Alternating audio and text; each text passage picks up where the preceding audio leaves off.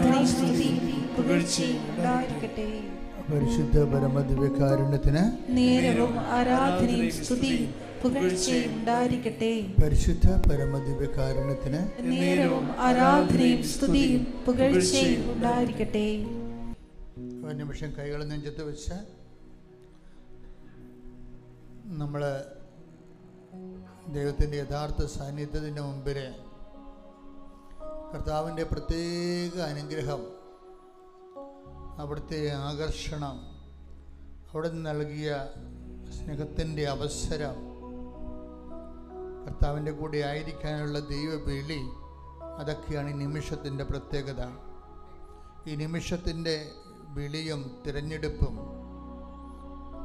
വിവേചിച്ച് മനസ്സിലാക്കിക്കൊണ്ട് കൃതജ്ഞതാനിർഭരമായ മനസ്സോടുകൂടി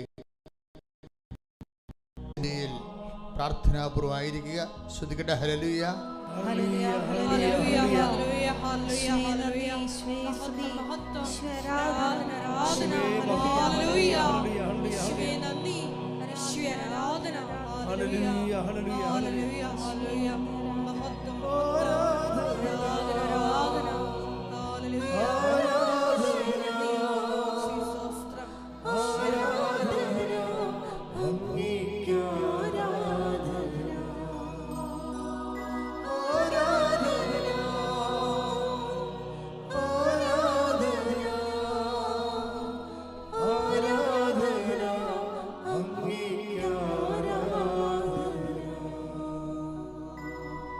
നിങ്ങളുടെ മനസ്സിലെപ്പോഴും ദൈവത്തോടുള്ള ഒരാരാധനയും ഉള്ളിലൊരു ആത്മാവിൽ ആത്മീയമായൊരു സന്തോഷമൊക്കെ ഉണ്ടാകണം.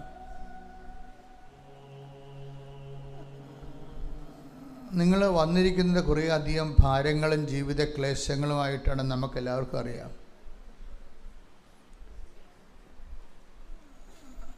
പെട്ടെന്ന് അതിനെക്കുറിച്ച് ഓർത്ത് അതൊന്നും മാറ്റി വെക്കുന്നത് നല്ലതാണ്. ആരാധനയ്ക്ക് ഇതൊന്നും ആവശ്യമില്ല. ഒരു പക്ഷേ ആരാധന കഴിയുമ്പോൾ ഇതൊന്നും ഉണ്ടാകത്തില്ല. ആരാധനയ്ക്ക് നിങ്ങളുടെ അളഞ്ഞ മോന്ത ആവശ്യമില്ല. ആരാധന കഴിയുമ്പോൾ അതുണ്ടാകത്തുമില്ല. അപ്പോൾ സന്തോഷത്തോടെ വേണം കർത്താവിൻ്റെ തിരുസന്നിധിയിൽ നിമിഷങ്ങളിൽ എത്തിച്ചേരാൻ കഴിയുന്നതിന് നന്നാണ്. അത് ദൈവത്തോട് നന്ദി പറയണം. ഒരു മനുഷ്യൻ്റെ ഏറ്റവും വലിയ പുണ്യമെന്ന് പറയുന്നത് വിശ്വാസം തന്നെയാണ്. വിശ്വാസത്തിൻ്റെ കൈകൾ കൊണ്ടാണ് നമ്മൾ ദൈവത്തെ തൊടുന്നത്. ദൈവത്തെ തൊടുന്നത് വരെ മനുഷ്യൻ ദൈവത്തെക്കുറിച്ച് കലാപരമായിട്ടും സാംസ്കാരികമായിട്ടുമൊക്കെ സംസാരിച്ചുകൊണ്ടിരിക്കും. ദൈവത്തെ തൊട്ട് കഴിഞ്ഞാൽ പിന്നെ തൊടുന്ന കാര്യങ്ങളെ പറയത്തുള്ളൂ. ചില സമയത്ത് എനിക്ക് തോന്നാറുണ്ട്, പല ആധ്യാത്മിക ഗുരുക്കന്മാർ പോലും ഈ സാംസ്കാരികവും കലാപരവുമായിട്ടുള്ള ആധ്യാത്മിക വിഷയങ്ങൾ സംസാരിക്കുന്നതിൻ്റെ കാരണം അവർ ഒരറിവിൻ്റെ തലത്തിലേക്ക് കർത്താവിനെ ബൗദ്ധികമായൊരു അന്വേഷണത്തിൻ്റെ വസ്തു എന്ന രീതിയിൽ ദൈവത്തെ ചുരുക്കുന്നത് കൊണ്ടാണ് അനന്തമായ അന്വേഷണം നീണ്ടുപോകുന്നത്. ക്രിസ്തുവിനെ കണ്ടെത്തി കഴിഞ്ഞാൽ പിന്നെ അന്വേഷണമില്ല, പിന്നെ അനുഭവങ്ങൾ മാത്രമേ ഉള്ളൂ. പിന്നെ നമ്മുടെ മുമ്പിലുള്ളൊരു ഓപ്ഷൻ എന്ന് പറയുന്നത് ഈ അനുഭവം എന്തുമാത്രം സയൻറ്റിഫിക് ആക്കി എടുക്കാൻ പറ്റും എന്ന് വെച്ച് ഞാൻ ഉദ്ദേശിക്കുന്നത് സുവിശേഷ വിഹിതമായ ആത്മീയ സരണികൾ പ്രയോജനപ്പെടുത്തിക്കൊണ്ട് അനുഭവത്തിൻ്റെ പുതിയ പുതിയ തലങ്ങളിലേക്ക് എങ്ങനെ കയറി പോകാൻ പറ്റുമെന്നുള്ളതാണ്. ഞാനിപ്പോൾ സംസാരിക്കുന്നത് ഉടമ്പടി പുതുക്കാൻ ഉദ്ദേശിക്കുന്നവരെക്കുറിച്ചാണ്. ഉടമ്പടി എടുക്കുന്നവരെക്കുറിച്ചുള്ള ക്ലാസ്സുകളും മുകളിൽ സാധാരണ കിട്ടാറുണ്ട്. ഉടമ്പടി പുതുക്കുന്നതിനെക്കുറിച്ചുള്ള ഒരു പക്ഷേ ഒരു 500ാമത്തെ ക്ലാസ്സാണിത്. 500 സബ്ജക്റ്റായിരിക്കും. ഉടമ്പടി പുതുക്കുന്നവർ ദൈവത്തെ പുതുക്കുന്നു, തങ്ങളുടെ ജീവിതത്തിൽ ദൈവത്തിൽ വളരുന്നു. ഈ വളർച്ചയുടെ വഴികൾ, പടവുകൾ, ബോധപൂർവമായൊരു അന്വേഷണം നമ്മുടെ മുമ്പിൽ നിന്ന് ഉണ്ടാകുന്നിടത്ത് വെച്ചാണ് അനുഭവങ്ങൾ, പുതിയ പുതിയ അനുഭവങ്ങൾ വരുന്നത്. അല്ലെങ്കിൽ വരാൻ പോകുന്ന പ്രശ്നം നമ്മുടെ സ്പിരിച്വാലിറ്റി ഇൻ്റൻഷൻ ബേസ്ഡായി പോകും. നമ്മൾ ആരാണെന്ന് ചോദിച്ചു കഴിഞ്ഞാൽ ദൈവത്തിൻ്റെ പൈതലെന്ന് പറയാൻ പറ്റത്തില്ല. ഒരു പ്രാർത്ഥനാർത്ഥി അല്ലെങ്കിൽ ഇൻറ്റൻഷൻ ബേസ്ഡ് ആയിട്ടുള്ള കുറച്ച് നിയോഗങ്ങളുള്ള ദൈവദൃശ്യനെ കുറച്ച് നിയോഗങ്ങൾ നിറവേറ്റാൻ വേണ്ടി പരിശ്രമിക്കുന്ന ഒരു വ്യക്തി എന്ന രീതിയിലേ വരത്തുള്ളത്. അങ്ങനെ ആ ഒരു സ്ഥലത്ത് നമുക്ക് അധികകാലം തുടരാൻ പറ്റത്തില്ല. കുറച്ച് നിയോഗങ്ങൾ നിവർത്തിയാക്കാൻ പറ്റുന്ന രീതിയിലുള്ള കുറച്ച് നിയോഗങ്ങൾ നിവർത്തിയാക്കാൻ വേണ്ടി ദൈവതിരുസന്നിധിയിൽ ഇങ്ങനെ ഭിക്ഷാന്തേഹിയായി നിൽക്കുന്ന ഒരു വ്യക്തിയായിട്ട് ദൈവതിരുസന്നിധി നമുക്ക് അധികകാലം തുടരാൻ പറ്റത്തില്ല. അതിൻ്റെ ഒരു ടൈമുണ്ട്. ആ ടൈം കഴിഞ്ഞാൽ ദൈവത്തെ എന്തോ മിസ്യൂസ് ചെയ്യുന്ന ഒരു ആളായിട്ട് നിങ്ങളെ ബ്രാൻഡഡ് ആവും. അത് അപകട മേഖലയിലേക്കാണ് പോണത്. ദൈവത്തെ ഇങ്ങനെ സ്വന്തം ശരീരത്തിൻ്റെ ആവശ്യങ്ങൾ നേടുന്നതിന് വേണ്ടി മിസ്യൂസ് ചെയ്യുന്ന ഒരാളായിട്ട് നിങ്ങൾ ബ്രാൻഡഡ് ആയിക്കഴിഞ്ഞാൽ പിന്നെ ദൈവം നിങ്ങളെ തിരിഞ്ഞു നോക്കത്തില്ല. അതുകൊണ്ട് തന്നെ നമ്മളുടെ അന്വേഷണങ്ങൾ, ഞാനെപ്പോഴും ഈ നിയോഗങ്ങൾക്ക് പ്രാധാന്യം കൊടുക്കുന്ന ആൾ തന്നെയാണ്.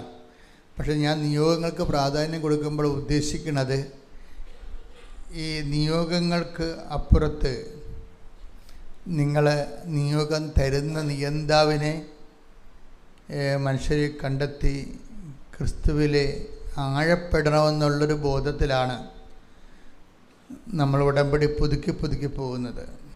ദൈവാനുഗ്രഹം കൊണ്ട് ഒത്തിരി മനുഷ്യർ നിങ്ങളൊക്കെ ഒരേ സമയത്ത് ഉടമ്പടി എടുത്തവരും ചില ആൾക്കാരൊക്കെ വല്ലാതെ എങ്ങനെ വളർന്നിട്ടുണ്ട്. അത് കാണുമ്പോൾ ഭയങ്കര സന്തോഷമാണ്. ചില ആൾക്കാർക്ക് ഒരു വളർച്ചയുമില്ല. അവരാ പഴയ ഇപ്പോൾ IELTS അല്ലെങ്കിൽ OET അല്ലെങ്കിൽ B2 ഒക്കെ പറഞ്ഞിങ്ങനെ ആ താഴ്വാരങ്ങളിലിങ്ങനെ ഒരേ നക്കാപ്പിച്ച കാര്യവും പറഞ്ഞുകൊണ്ട് അങ്ങനെ ഇരിക്കണമെന്നല്ലാതെ they don't want the God. ദൈവത്തെ അവർക്ക് ആവശ്യമില്ല. അവർക്കിങ്ങനെ എന്തെങ്കിലുമൊക്കെ ഒരു വിജയം കിട്ടി, ഒരു വസ്തുവൊക്കെ വിറ്റ് കടമൊക്കെ മാറി എങ്ങനെയും കഞ്ഞി വെച്ച് പോയാൽ മതി എന്നുള്ള ഒരു ഉദ്ദേശത്തേക്ക് ഇങ്ങനെ പോയാൽ അധികം പോകാൻ പറ്റത്തില്ല. ഉടമ്പടിയുടെ ഉദ്ദേശം എന്ന് പറയുന്നത് നമ്മൾ ഉടമ്പടിയുമായിട്ട് ദൈവവുമായിട്ട് നമ്മൾ ഉടമ്പടി ചെയ്യുക. ഇപ്പം നമ്മൾ കഴിഞ്ഞ ഒരു ദിവസം ഉടമ്പടിയുടെ ബേസ്മെൻ്റ് എന്താണ്? നമ്മുടെ വളർച്ചയുടെ ആധാരങ്ങളാണ്. ഉടമ്പടിയുടെ ബേസ്മെൻറ്റ്, ഉടമ്പടിയുടെ ആധാരം എന്ന് പറയുന്നത് നമ്മുടെ വളർച്ചയുടെ ആധാരമാണ്. അപ്പം എന്താണ് ആധാരം? ദൈവത്തിൻ്റെ വാഗ്ദാനമാണ്. ഒരു വ്യക്തിക്ക് എന്തുമാത്രം വളരാൻ കഴിയും ദൈവത്തിലെ? ഒരു വ്യക്തിക്ക് ദൈവത്തിൽ വളരാൻ കഴിയണത് ദൈവം നൽകിയിരിക്കുന്ന വാഗ്ദാനത്തിന് ആനുപാതികമായിട്ടായിരിക്കും. ദൈവം നൽകിയിരിക്കുന്ന വാഗ്ദാനം എന്തോരം ഉണ്ട്. What is the last promise? The last promise is Christ. അവസാനത്തെ വാഗ്ദാനം എന്താ? ദൈവത്തിൻ്റെ സമ്പൂർണ്ണ വാഗ്ദാനം ക്രിസ്തുവാണ്. പിന്നെ ഈ സമ്പൂർണ്ണ വാഗ്ദാനം നിങ്ങളെ ജീവിതത്തിൻ്റെ പരാധീനതകൾക്ക് ക്രിസ്തുവിനെ അവലംബിച്ച് മുന്നേറുമ്പോൾ സമാന്തരമായിട്ട് തന്നെ നിങ്ങൾ ക്രിസ്തുവിൻ്റെ അറിവിൽ വർദ്ധിക്കണം.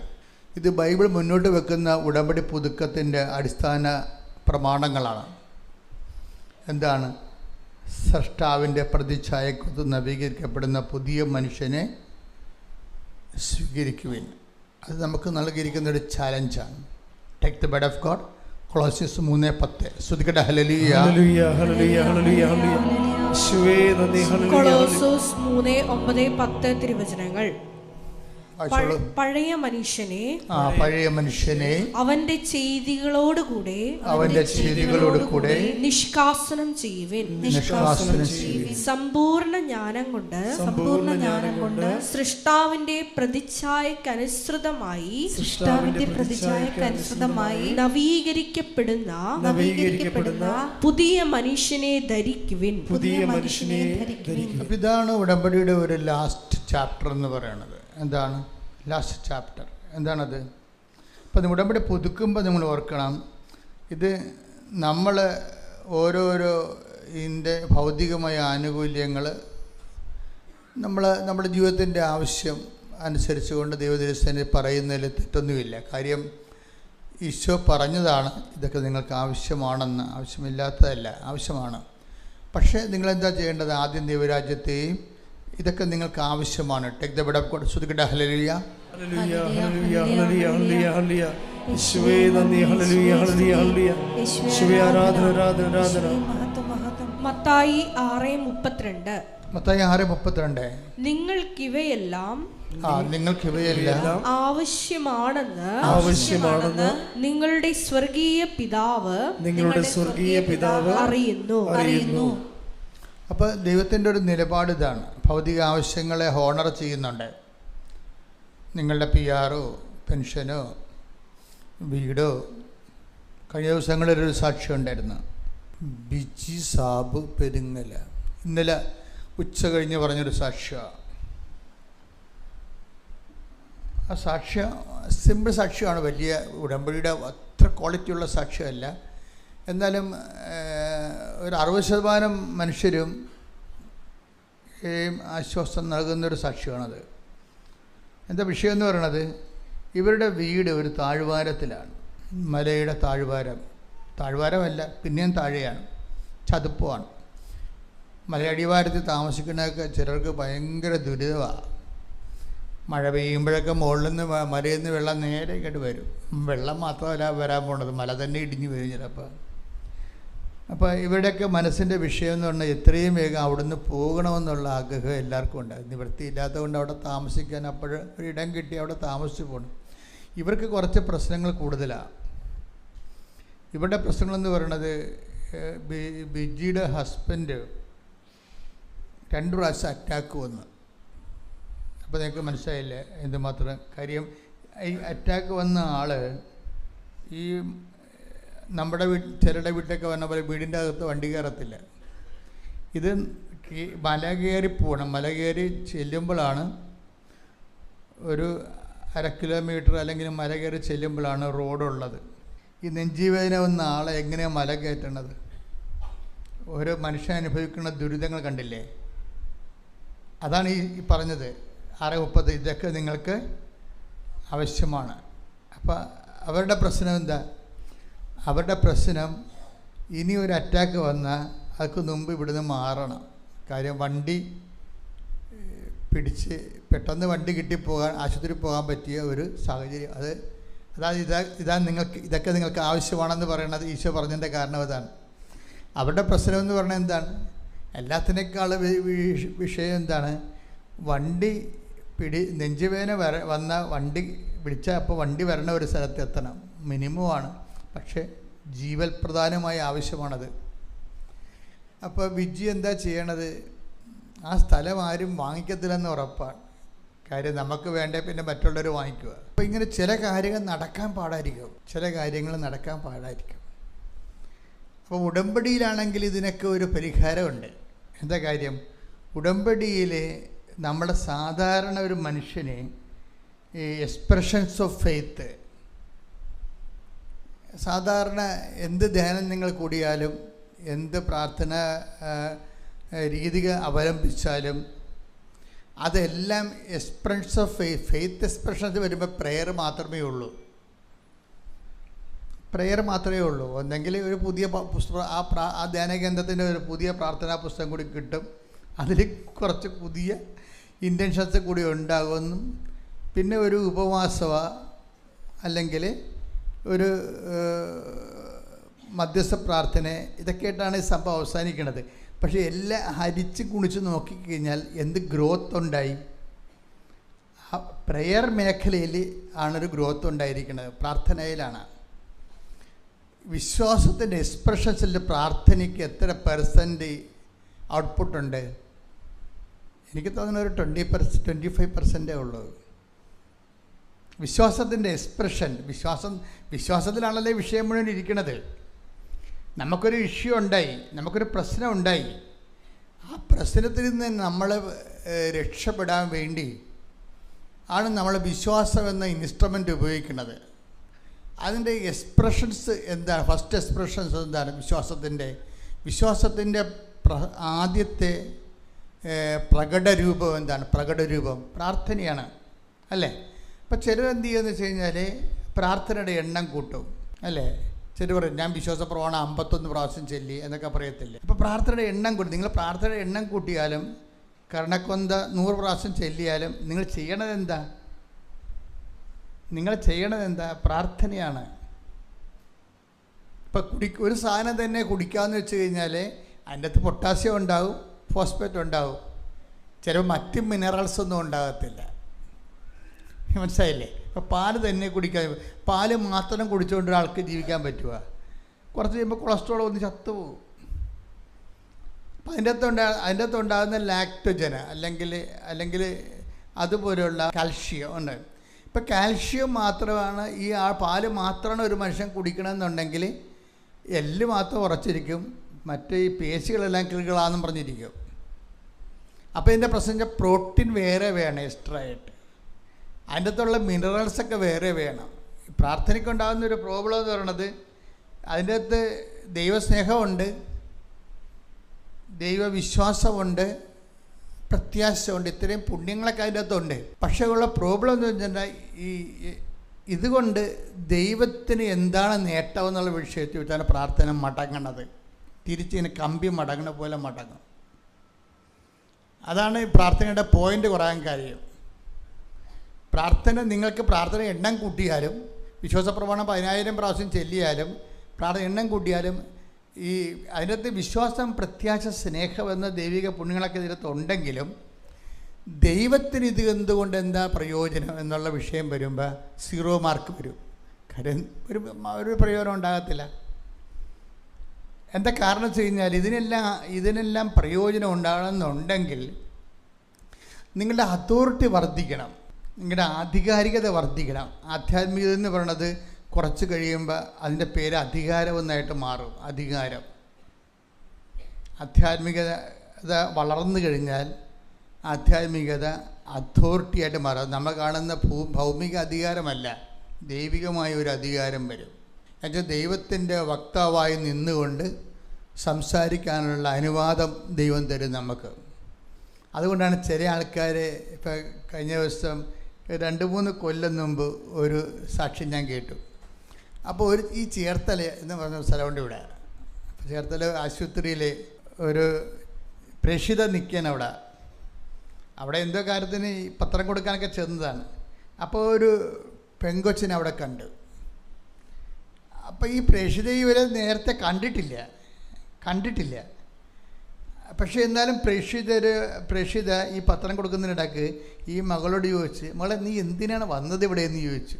ഒരു കാര്യമില്ല ചോദിക്കാൻ, ആശുപത്രി വന്നവിടൊക്കെ നമ്മൾ ചെല്ലുമ്പോൾ എന്തിനാണ് വന്നതെന്ന് ചോദിച്ചാൽ എങ്ങനെ ഇരിക്കും പരിപാടി. പക്ഷേ ആ പ്രേക്ഷിതയ്ക്ക് ഇവരോട് അങ്ങനെ ചോദിക്കാൻ തോന്നി, മകളെ നീ എന്തിനാണ് ഇവിടെ വന്നത്? മിണ്ടുന്നില്ലേ, വെളിമിണ്ടത്തില്ല. ഇവള് അവിടെ നിൽക്കുന്ന വേറൊരു സ്ത്രീയുടെ മുഖത്തേക്ക് നോക്കുകയാണ്. അവരും മിണ്ടണില്ല. ഇവരുടെ ആൻറ്റിയാ മറ്റിയാണ്, അമ്മയുടെ അനിയത്തിയ എന്തോ സംഭവമാണ്. അവരും മിണ്ടണില്ല. എന്തിനാണ്? ഇവളുടെ ആദ്യത്തെ കുഞ്ഞ് ജനിച്ചിട്ട് ഒരു 4 മാസമേ ആയുള്ളൂ. അതൊക്കെ മുമ്പ് തന്നെ കുഞ്ഞിൻ്റെ പാല് കുടി തീരുന്ന മുമ്പ് തന്നെ അടുത്ത കുഞ്ഞിനെ പ്രഗ്നൻ്റായി. അങ്ങനെ അവർ പ്രതീക്ഷിച്ചില്ല. അത് പ്രതീക്ഷിച്ചില്ല. സാധാരണ പാല് കുടി തീരുമ്പോഴല്ല കുഞ്ഞുങ്ങളെയൊക്കെ രണ്ടാമത്തെ കുഞ്ഞിനെയൊക്കെ കിട്ടുന്നത്. ഇത് അതൊക്കെ മുമ്പ് പ്രഗ്നൻ്റായി. അപ്പോൾ ഇതിന് ഏക്കത്തില്ല ആരും ഏക്കണില്ല. ഈ രണ്ടാമത്തെ പ്രസവം എവിടെയാണ് വരേണ്ടത്? സാധാരണഗതി ചെറുക്കൻ്റെ വീട്ടിലാണ് വരേണ്ടത്. അപ്പോൾ ചെറുക്കൻ്റെ അമ്മ ഈ പ്രസവം ഏക്കത്തില്ല. എന്താ കാര്യം? അവളുടെ മകൾ പ്രസവിക്കാൻ വേണ്ടി അവിടെ ഒന്നിപ്പുണ്ട്. നമ്മൾ എന്തെല്ലാം ആശയങ്ങൾ പറഞ്ഞാലും ജീവിത സാഹചര്യങ്ങൾ എന്ന് പറയുന്നത് ഭയങ്കരമാണ്. ശരിക്കും പറഞ്ഞാൽ അവരെ കുറ്റം പറയാൻ പറ്റത്തില്ല. അമ്മായിയും ചെറുക്കൻ്റെ അമ്മനെ കുറ്റം പറയാൻ പറ്റത്തില്ല. കാര്യം എന്താണ്? അവരുടെ മകൾ പ്രസവിക്കാൻ വേണ്ടി വന്നിപ്പുണ്ട്. അപ്പോഴാണ് മരുമകൾ രണ്ടാമതും ഗർഭമായിരിക്കുന്നത്. അപ്പോൾ അവർ പറഞ്ഞ് ഇതിവിടെ നടക്കത്തില്ലെന്ന് പറഞ്ഞു. അപ്പോൾ പിന്നെ എന്ത് ചെയ്യുന്നു? ഇവിടുത്തെ വയറുമായിട്ട് ഇവളുടെ അമ്മയെടുത്ത് പോയി. അമ്മയെടുത്ത് ചെല്ലുമ്പോൾ അമ്മയുടെ മോന്ത അപ്പം തന്നെ മാറി. അത് തുലാമാസത്തിൽ കാർമേഘം വെക്കണ പോലെയായി. എന്താ കാര്യം? ഇവളുടെ അമ്മ പറയണത്, നിന്നെ ഇവിടെ പ്രസവിക്കാൻ കൊണ്ടുപോകാമെന്ന് നിർത്തിയതിൻ്റെ പേരിൽ എനിക്ക് 80,000 രൂപ കടമുണ്ട്. അതാണ് വിഷയം. ആരെയും കുറ്റം പറയാൻ പറ്റത്തില്ല. ഇത് ഇവരെ കുറ്റം പറയാൻ പറ്റുമോ?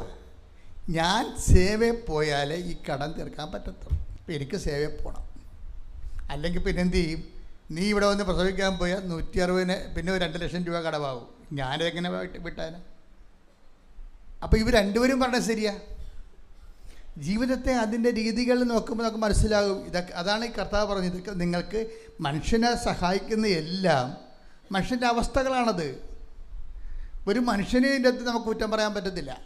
പെണ്ണിൻ്റെ അപ്പനെയും പറയാൻ പറ്റത്തില്ല, പെണ്ണിൻ്റെ അമ്മനെയും പറയാൻ പറ്റത്തില്ല, ചെറുക്കൻ്റെ അമ്മനെയും പറയാൻ പറ്റത്തില്ല. ചെറുക്കൻ നമുക്ക് വേറെയും പ്രശ്നമുണ്ട്. അവിടെ വെള്ളമില്ല, കുറവാണ് വെള്ളം. ഈ മുനിസിപ്പാലിറ്റിയിൽ നിന്ന് പഞ്ചായത്തിൽ നിന്ന് തന്നെ വെള്ളമാണ്.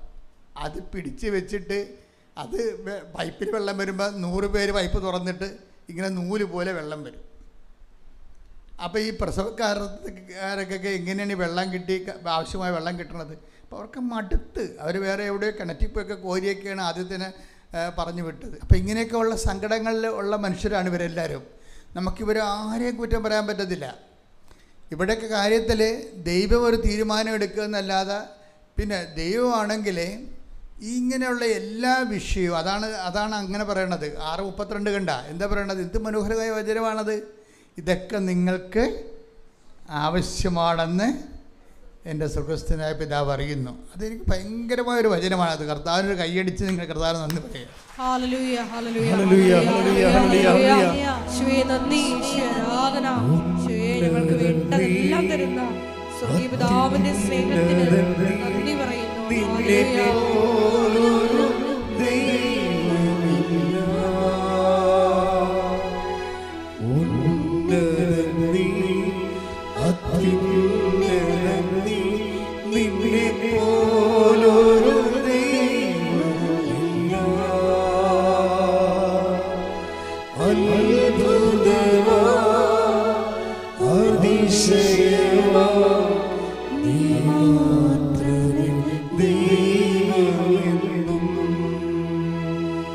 മനുഷ്യാവസ്ഥകളെ, ഇതൊക്കെ ഇങ്ങനെയുള്ള മനുഷ്യാവസ്ഥകളെ ദൈവം വളരെ കൃത്യമായി ഈ മനുഷ്യാവസ്ഥകൾ കർത്താവിൻ്റെ കൺമുമ്പിലേക്ക് ഇത് എഴുതി വെക്കുമ്പോൾ ഇതിന് ഭയങ്കരമായ രീതിയിൽ മാറ്റങ്ങളുണ്ടാവും. ഉടമ്പടിയിലാണെങ്കിൽ ഇതിന് 1000 പരിഹാരമാണ് വരണത്. പക്ഷെ ഞാനിപ്പോൾ പറഞ്ഞു വരേണ്ട കാര്യം, ഇപ്പോഴേ ഈ ചെറുക്കൻ്റെ അമ്മയെ ഉപേക്ഷിച്ച് പെണ്ണിൻ്റെ അമ്മയെ ഉപേക്ഷിച്ച് പിന്നെ ചെറുക്കനോട് പറഞ്ഞപ്പോഴേ ഇത് നടക്കത്തില്ല കേട്ടോ, എന്ത് ചെയ്യുമെന്ന് ചോദിച്ചാൽ പറഞ്ഞു നീ അതിനെക്കൊണ്ട് കളയാൻ പറഞ്ഞു. അങ്ങനെ ആൻറ്റിനെ ചട്ടം കെട്ടി അബോർഷന് വേണ്ടി ഗവൺമെൻറ് ആശുപത്രി വന്നിരിക്കുക. ഇതാണ് വിഷയം. ആരെയും കുറ്റം പറയാൻ പറ്റത്തില്ല. പക്ഷേ കൊച്ച് ഒരു ജീവൻ വഴിയാധാരമായി. ഇതിൻ്റെ റിസ്ക് ആർക്കും എടുക്കാൻ പറ്റണില്ല. ചെറുക്കൻ്റെ വീട്ടിലെടുക്കാൻ പറ്റണില്ല, പെണ്ണിൻ്റെ വീട്ടിലെടുക്കാൻ പറ്റുന്നില്ല. കൊച്ചിനെ കൊല്ലാൻ അവർ തീരുമാനിച്ചു. അപ്പം ചില ആൾക്കാർക്ക് ഈ ഇരുന്ന് പെട്രോളിനൊരു പ്രശ്നമുണ്ട്. പെട്രോള് ഇങ്ങനെ ഇരിക്കുമ്പോൾ അതിങ്ങനെ ഇരുന്ന് ആവിയായി പോവും. ഇതുപോലെ മനുഷ്യന്മാർക്കും ഇരുന്ന് ആധ്യാത്മിക ശൈത്യം സംഭവിക്കും. അതായത് ദൈവം നമ്മുടെ ഉയർച്ചയ്ക്ക് വേണ്ടി തരുന്ന സംഭവങ്ങളെ ചില ആൾക്കാർ അത് താഴ്ചക്കാക്കി മാറ്റിക്കളയും. ഇപ്പോൾ എല്ലാവരും തോറ്റില്ലേ ഇതിൻ്റെ അകത്ത്?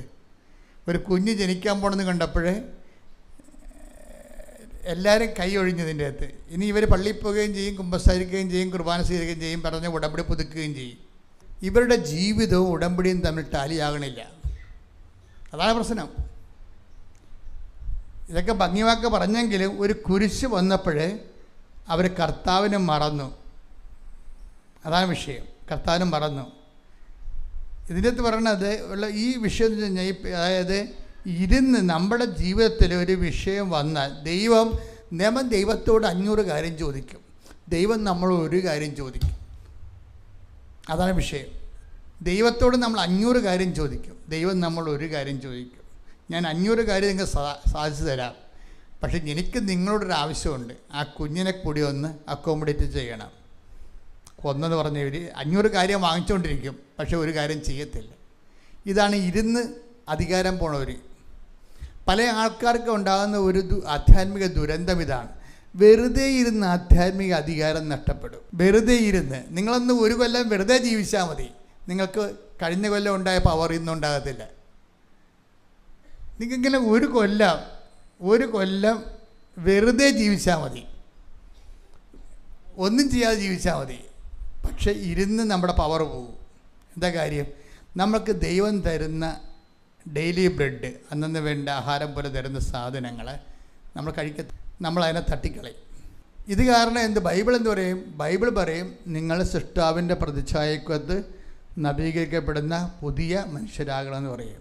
ഈ പഴയ മനുഷ്യന്മാരാണ് ഇത് തട്ടിക്കളയണത്. അപ്പോൾ പഴയ മനുഷ്യരായി കഴിഞ്ഞാലുള്ള കുഴപ്പമെന്ന് വെച്ച് കഴിഞ്ഞാൽ, ദൈവം ഉദ്ദേശിക്കുന്നത് നമുക്ക് ആനുകൂല്യങ്ങൾ തരുമ്പോൾ തന്നെ അടുത്ത ആനുകൂല്യം തരുന്നതിന് മുമ്പ് നമ്മളോട് പറയും, നിങ്ങളെന്ത് ചെയ്യണം? ആ പഴയ മനുഷ്യനെ മാറ്റാൻ പറയും. ഇപ്പം നമ്മളെയുള്ള പ്രശ്നം വെച്ച് കഴിഞ്ഞാൽ, പഴയ മനുഷ്യൻ ആണ് പിന്നെയും വരണത്. നിങ്ങൾ 45-ാമത്തെ വയസ്സിൽ എന്ത് സ്വഭാവം കാണിച്ചിരുന്നോ അതുതന്നെയാണ് 65-ാമത്തെ വയസ്സിലും കാണിക്കണത്. ആപ്പിശിക്കും അതുപോലെ അർത്ഥയ്ക്ക് ഉപ്പ് തേക്കാത്ത പരിപാടികളും ആൾക്കാരോട് മാന്യതയില്ലാതെ സംസാരിക്കണതും. 45-ാമത്തെ വയസ്സിൽ എങ്ങനെ സംസാരിച്ചു അത് തന്നെ 65-ാമത്തെ വയസ്സ് സംസാരിക്കണമെങ്കിൽ ഗ്രോത്തില്ല. ഇതിൻ്റെ അകത്ത് ഇത് ഗ്രോത്തില്ല. അതുകൊണ്ടാണ് ബൈബിൾ പറയണത്, എന്ത് ചെയ്യണം? നിങ്ങൾ സൃഷ്ടാവിൻ്റെ പ്രതിച്ഛായക്കൊത്ത് നവീകരിക്കപ്പെടുന്ന പുതിയ മനുഷ്യനെ, ഇതിനെന്ത് പറയും? പഴയ മനുഷ്യനെ. ആ വചനം എടുത്ത് 3, 11, 12 കൊളോസ്യൻസ്. സ്തുതിക്കണ ഹല്ലേലൂയ, ഹല്ലേലൂയ, ഹല്ലേലൂയ, ഹല്ലേലൂയ, ഹല്ലേലൂയ. കൊളോസ്യോസ് 3, 9, 10 തിരുവചനം. പഴയ മനുഷ്യനെ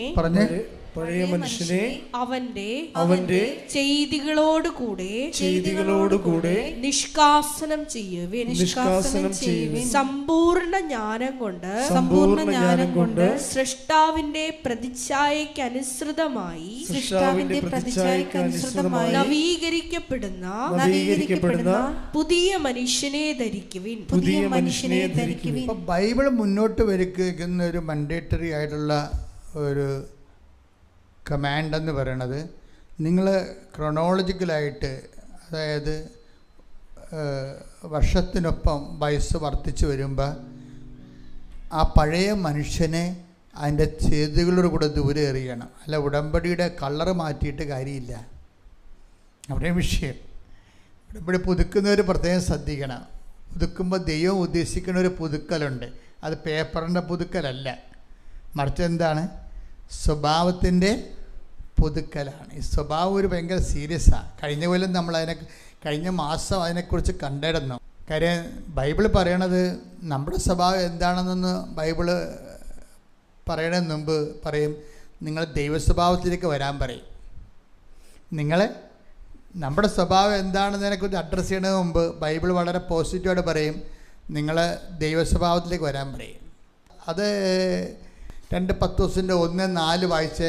ദുരാശ മൂലം ലോകത്തിലുണ്ടാകുന്ന വിനാശത്തിൽ നിന്ന് രക്ഷപ്പെട്ട് ദൈവിക സ്വഭാവത്തിൽ നിങ്ങൾ പങ്കുകാരാകുന്നതിന്.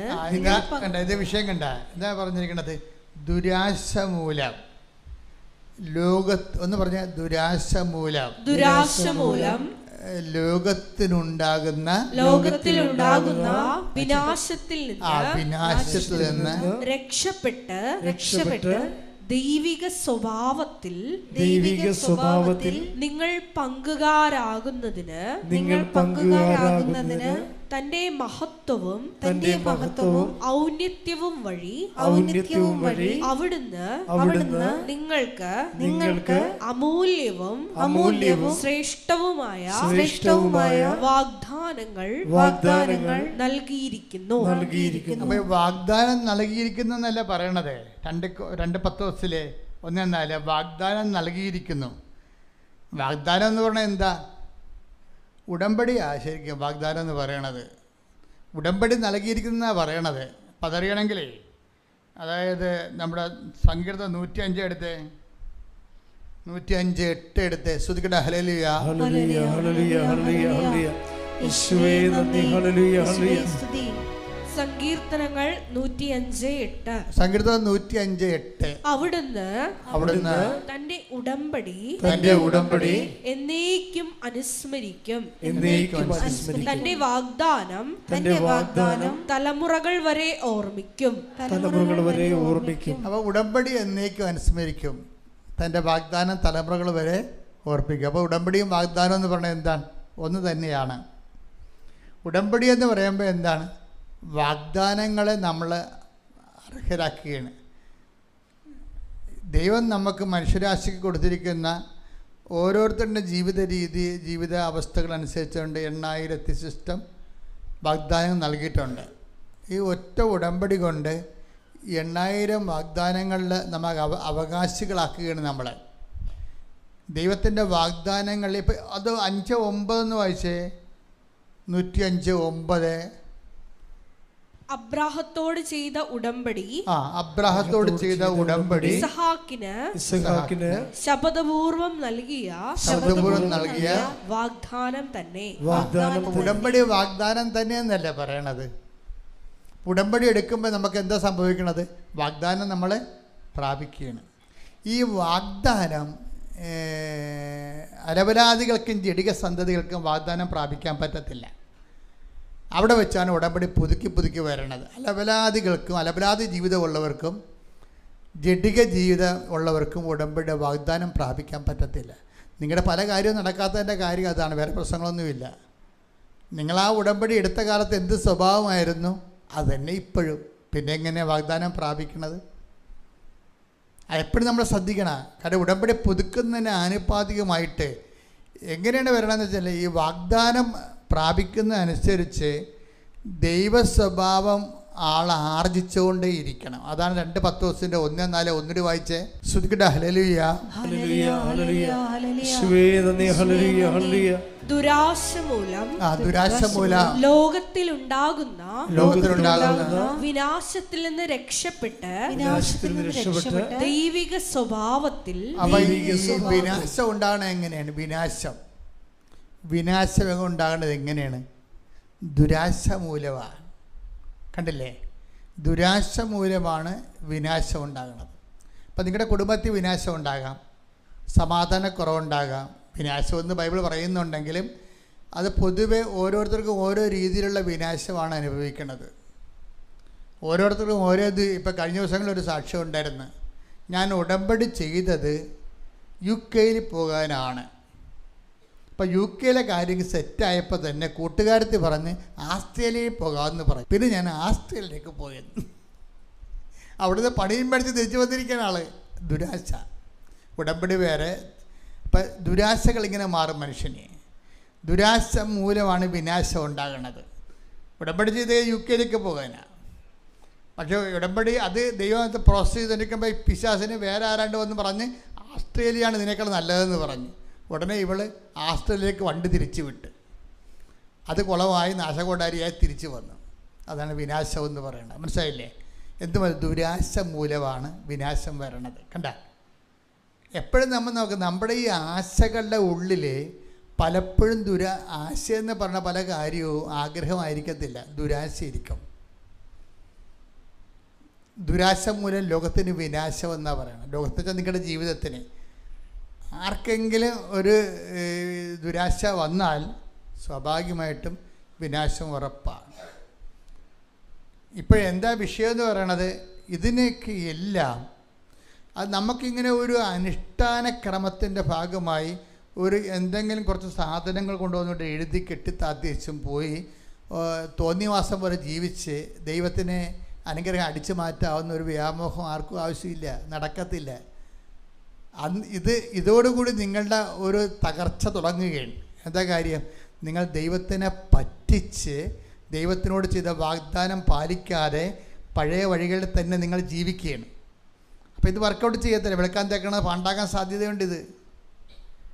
ഇതിൻ്റെ ഒരു വിഷയം എന്ന് പറയണത് ഇതിൻ്റെ ഒപ്പം തന്നെ ദൈവിക സ്വഭാവത്തിലേക്ക് വ്യക്തി ഉടമ്പടിയല്ലേ, ദൈവത്തോടല്ലേ ചെയ്യണത്. നിങ്ങൾ ഉടമ്പടി ചെയ്യണ കാലത്ത് ഉടമ്പടി ചെയ്യാൻ അർഹതയില്ലാത്തവരാണെന്ന് ഓർത്തേക്കണം. ദൈവത്തോട് ഉടമ്പടി ചെയ്യണമെങ്കിൽ ദൈവത്തോട് ദൈവിക സ്വഭാവമുള്ളവർക്കേ പറ്റത്തുള്ളൂ. കാരണം ദൈവത്തോടല്ല ഉടമ്പടി ചെയ്യണത്. ചെകുത്താനും ദൈവത്തോട് ഉടമ്പടി ചെയ്യാൻ പറ്റുമോ? അപ്പം ദൈവ സ്വഭാവം വേണം ഇതിൻ്റെ അകത്ത്. അതാണ് 2 പത്രോസ് 1:4 പറയണത്. ആ ദൈവസ്വഭാവം ഒന്നിട്ട് വായിച്ചേ. ദുരാശ മൂലം ലോകത്തിലുണ്ടാകുന്ന വിനാശത്തിൽ നിന്ന് രക്ഷപ്പെട്ട് ദൈവിക സ്വഭാവത്തിൽ നിങ്ങൾ പങ്കുകാരാകുന്നതിന് തന്റെ മഹത്വവും ഔന്നത്യവും വഴി അവിടുന്ന് നിങ്ങൾക്ക് അമൂല്യവും ശ്രേഷ്ഠവുമായ വാഗ്ദാനങ്ങൾ നൽകിയിരിക്കുന്നു. ദൈവസ്വഭാവത്തെ കുറിച്ച് ഒന്നൊരു പറഞ്ഞേ. ദുരാശ മൂലം ലോകത്തിലുണ്ടാകുന്ന വിനാശത്തിൽ നിന്ന് രക്ഷപ്പെട്ട് ദൈവിക സ്വഭാവത്തിൽ നിങ്ങൾ പങ്കുകാരാകുന്നതിന്. അപ്പൊ ഈ ഉടമ്പടിയുടെ ഉദ്ദേശം എന്ന് വെച്ച് കഴിഞ്ഞാൽ ഉടമ്പടി ചെയ്യണ സമയത്ത് നിങ്ങൾ ഒരു ലോകത്തനമല്ല ആയിരിക്കും. ഈ ഉടമ്പടി ക്രിസ്തുവിൽ ഒരു വ്യക്തി വളരുന്നതിന് വേണ്ട പ്രോസസ്സിങ്ങിൻ്റെ വിഷയമാണ്. മരമറിയാതെ ഒന്നും കൊടിയിടരുത്. ഞാൻ നിങ്ങളുടെ അടുക്കുന്ന ഒളിച്ചോട്ടൊന്നുമില്ല. കറക്റ്റായിട്ട് ക്രിസ്തുവിൽ വളരാൻ വേണ്ടിയുള്ള സംവിധാനമാണിത്. അതായത് എന്നിട്ട് ദൈവിക സ്വഭാവത്തിലേക്ക് വ്യക്തി വരണം പതുക്കെ. അല്ല നിങ്ങളിങ്ങനെ ലോകത്തന്മാരെ പോലെ ജീവിച്ച് പണ്ടത്തെ തട്ടിപ്പും വെട്ടിപ്പും ആൾക്കാരുടെ കടുത്തേക്ക് ഏറ്റവും തോന്നിവാസമൊക്കെ ആയിട്ട് ജീവിച്ചിട്ട് ഏതെങ്കിലും ഇങ്ങനെ ഉടമ്പടി വന്ന് ഈ പപ്പങ്ങ കുത്തിയിടുന്ന പോലെ അനുഗ്രഹം കുത്തിയിടാനൊന്നും പറ്റത്തില്ല. ഇതിൻ്റെ ഒരു പ്രോസസ്സിംഗ് ഉണ്ട്. അതിൽ ഓരോ അടിക്കടി ഉടമ്പടി പുതുക്കുമ്പോഴും ഈ വ്യക്തി ദൈവിക സ്വഭാവത്തിൽ പങ്കെടുത്തുകൊണ്ടിരിക്കണം. ദൈവിക സ്വഭാവത്തിൽ പങ്കെടുക്കുന്നതനുസരിച്ച് നമുക്കറിയാൻ പറ്റും. എങ്ങനെ വരാൻ പറ്റും? അധികാരം വർദ്ധിക്കും. ഒരു വ്യക്തി ദൈവിക സ്വഭാവത്തിലാണ് പോകണമെന്ന് വെച്ചാൽ ആ വ്യക്തിക്ക് അധികാരം വർദ്ധിക്കും. എന്തധികാരമാണ്? അധികാരം എന്ന് പറഞ്ഞാൽ എന്താ? A+ ധിക്കാരമല്ല കേട്ടോ. അധികാരം പണ്ട് പിരിച്ചെഴുതി പറയത്തില്ലേ, A+ ധിക്കാരം അധികാരം, അതല്ല, ധിക്കാരമല്ല. അധികാരം എന്ന് പറഞ്ഞാൽ ആധ്യാത്മികമായ ദൈവവുമായിട്ടുള്ള ബന്ധം. ഇപ്പം തന്നെ ഞാൻ ആ ചേർത്തുള്ള കാര്യം പറഞ്ഞില്ലേ, ഈ പ്രേക്ഷിത പത്രം കൊടുക്കാൻ തന്നെ പ്രേക്ഷിതയും ഈ സ്ത്രീ ഗർഭിണിയായി അബോർട്ട് ചെയ്യാൻ വന്നിരിക്കുന്ന സ്ത്രീയും തമ്മിലൊരു ബന്ധമില്ല. ഫസ്റ്റ് ടൈം കാണുകയാണ്. പക്ഷെ കർത്താവ് അവളോട് പറഞ്ഞു, നീ ഇവളോട് സംസാരിക്കാൻ പറഞ്ഞു. അപ്പോൾ പ്രേക്ഷിത ചോദിച്ച, മകളെ നീ എന്താ ഇവിടെ വന്നത്? അപ്പോൾ അവർ പരിങ്ങലിലായി. ആൻറ്റിയുടെ മുഖത്തേക്ക് നോക്കി. ആൻറ്റി തെക്കും ചാരി നിൽക്കുക, അങ്ങോട്ടൊക്കെ നിൽക്കുകയാണ്. അവർ പണിക്കുവന്നാണല്ലോ അവർ. അപ്പം ആൻറ്റി അടുക്കത്തില്ല. ചില ആൻറ്റിമാരൊക്കെയാണ് ഈ ലോകത്ത് ആദ്യം നരകത്തിൽ പോകാൻ പോണത്. ഒരു സംശയമില്ല കാര്യത്തിൽ. ലൈനടിക്കും, അണ്ടർഗ്രൗണ്ടിനും ഭൂമിയുടെ അടിയിൽ കൂടി കേബിൾ വലിക്കാനും എല്ലാത്തിനും അവതാളത്തിലാക്കാനും എല്ലാ വിശ്വാസത്തിന് വിരുദ്ധമായ ബന്ധം ഉണ്ടാക്കാനും ഒക്കെ കൂടെ നിന്നിരിക്കണം ആന്തിമാരാണ്. ആന്റിമാർക്ക് പണി വരുന്നുണ്ട്. അവറാച്ച സൂക്ഷിച്ചോ. നിങ്ങൾ ദൈവത്തെ മറന്നൊന്നും ചെയ്യരുത്. കർത്താവിന് ഇഷ്ടപ്പെടാത്ത ഒരു കാര്യത്തിലും നിങ്ങൾ തലയിടരുത്. നിങ്ങൾക്ക് അതിനെ അനുഭവിച്ചിട്ടില്ല. ഉടമ്പടി ജീവിതം അധികാരത്തിൻ്റെ ജീവിതമാണ്. ഇപ്പോൾ ഈ പ്രേക്ഷിത കണ്ടില്ലേ? അപ്പോൾ അവരോട് ചോദിക്കുകയാണ്, എന്താ മോളെ വന്നത്? അപ്പോൾ ഇങ്ങനെ സംഭവം. അത് കുഴപ്പമില്ല, ഞാൻ നോക്കിക്കൊള്ളാം, നിന്നെ കുഞ്ഞിനെ കൊല്ലരുതെന്ന് പറയും. കണ്ട തീരുമാനം എന്നെ കണ്ടില്ലേ? അതാണ് അധികാരം എന്ന് പറയണത്. നിൻ്റെ പ്രസവം ഞാൻ എടുത്തോളാം, പക്ഷെ നീ കുഞ്ഞിനെ കൊല്ലരുത്. കർത്താവിന് അത് ഇഷ്ടമല്ല. നീ കൊലപാതകമായിട്ട് മാറണത്. പിന്നെ ഒരിക്കലും നിനക്ക് രക്ഷപ്പെടാൻ പറ്റത്തില്ല. നീ ഒരിക്കൽ കൊലപാതകമായി കഴിഞ്ഞാൽ എത്ര കാലത്തെ അനുതാപം കൊണ്ടും സൽപ്രവർത്തനം കൊണ്ടുമാണ് ഇത് നീ വീടാൻ പോണത്. ഇതിനാണ് അധികാരം എന്ന് പറയുന്നത്. കർത്താവിൻ്റെ നാമത്തിൽ സ്വന്തം അമ്മയും അമ്മായിയമ്മയും എടുക്കാത്ത കുരിശ് അന്യ സ്ത്രീ ഏറ്റെടുക്കുകയാണ്. അതിനാണ് അധികാരം എന്ന് പറയുന്നത്. കർത്താവിൻ്റെ നാമത്തിൽ അധികാരം. അവർക്ക് കിട്ടാൻ പോയ അധികാരം ഇവർ ഏറ്റെടുത്തിരിക്കുകയാണ്. ഒരു വ്യക്തി വളരുമ്പോൾ, ഉടമ്പടി വളരുമ്പോൾ ഈ ദൈവത്തിൽ വളർന്നുകൊണ്ടേയിരിക്കും. എന്താണ് അവളെടുക്കുന്ന ഭാരം? ഈശോ എന്താ പറഞ്ഞത്? എൻ്റെ ഭാരം എന്ന് പറഞ്ഞിട്ട് ഈശോ പറഞ്ഞു. എൻ്റെ ഭാരം എന്ന് പറഞ്ഞിട്ട് ഈശോ എന്താ പറഞ്ഞത്? അത് ലഘുവാണെന്നാണ് പറഞ്ഞത്. കാര്യം എന്താണ്? കർത്താവിൻ്റെ അഭിഷേകത്തോടെ ഒരു ഭാരമെടുത്താൽ ശ്രദ്ധിക്കട്ടെ. ഹല്ലേലൂയ, ഹല്ലേലൂയ, ഹല്ലേലൂയ, ഹല്ലേലൂയ, ഹല്ലേലൂയ, യേശുവേ നന്ദി, ഹല്ലേലൂയ, ഹല്ലേലൂയ, ഹല്ലേലൂയ, ഹല്ലേലൂയ, ഹല്ലേലൂയ, ഹല്ലേലൂയ. ഉന്നതനീ അത്യുന്നതനീ നിന്നെ പോലൊരു ദൈവമില്ല. ഉന്നതനീ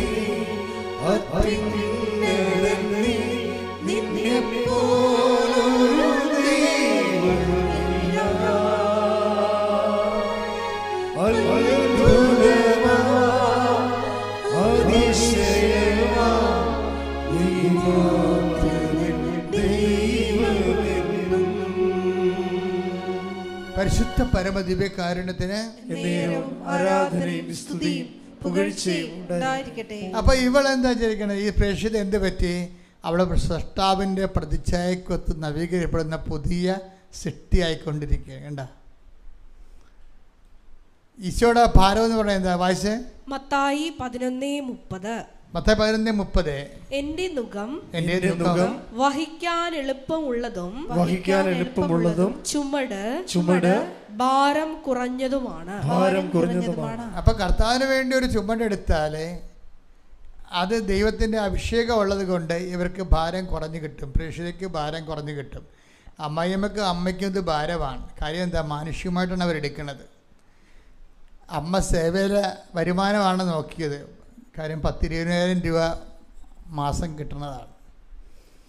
അപ്പോൾ ഒരു കൊച്ചിനെ കൊന്നാലും കുഴപ്പമില്ല, 20,000 രൂപ കിട്ടുമെന്നാണ് അമ്മ കരുതുന്നത്.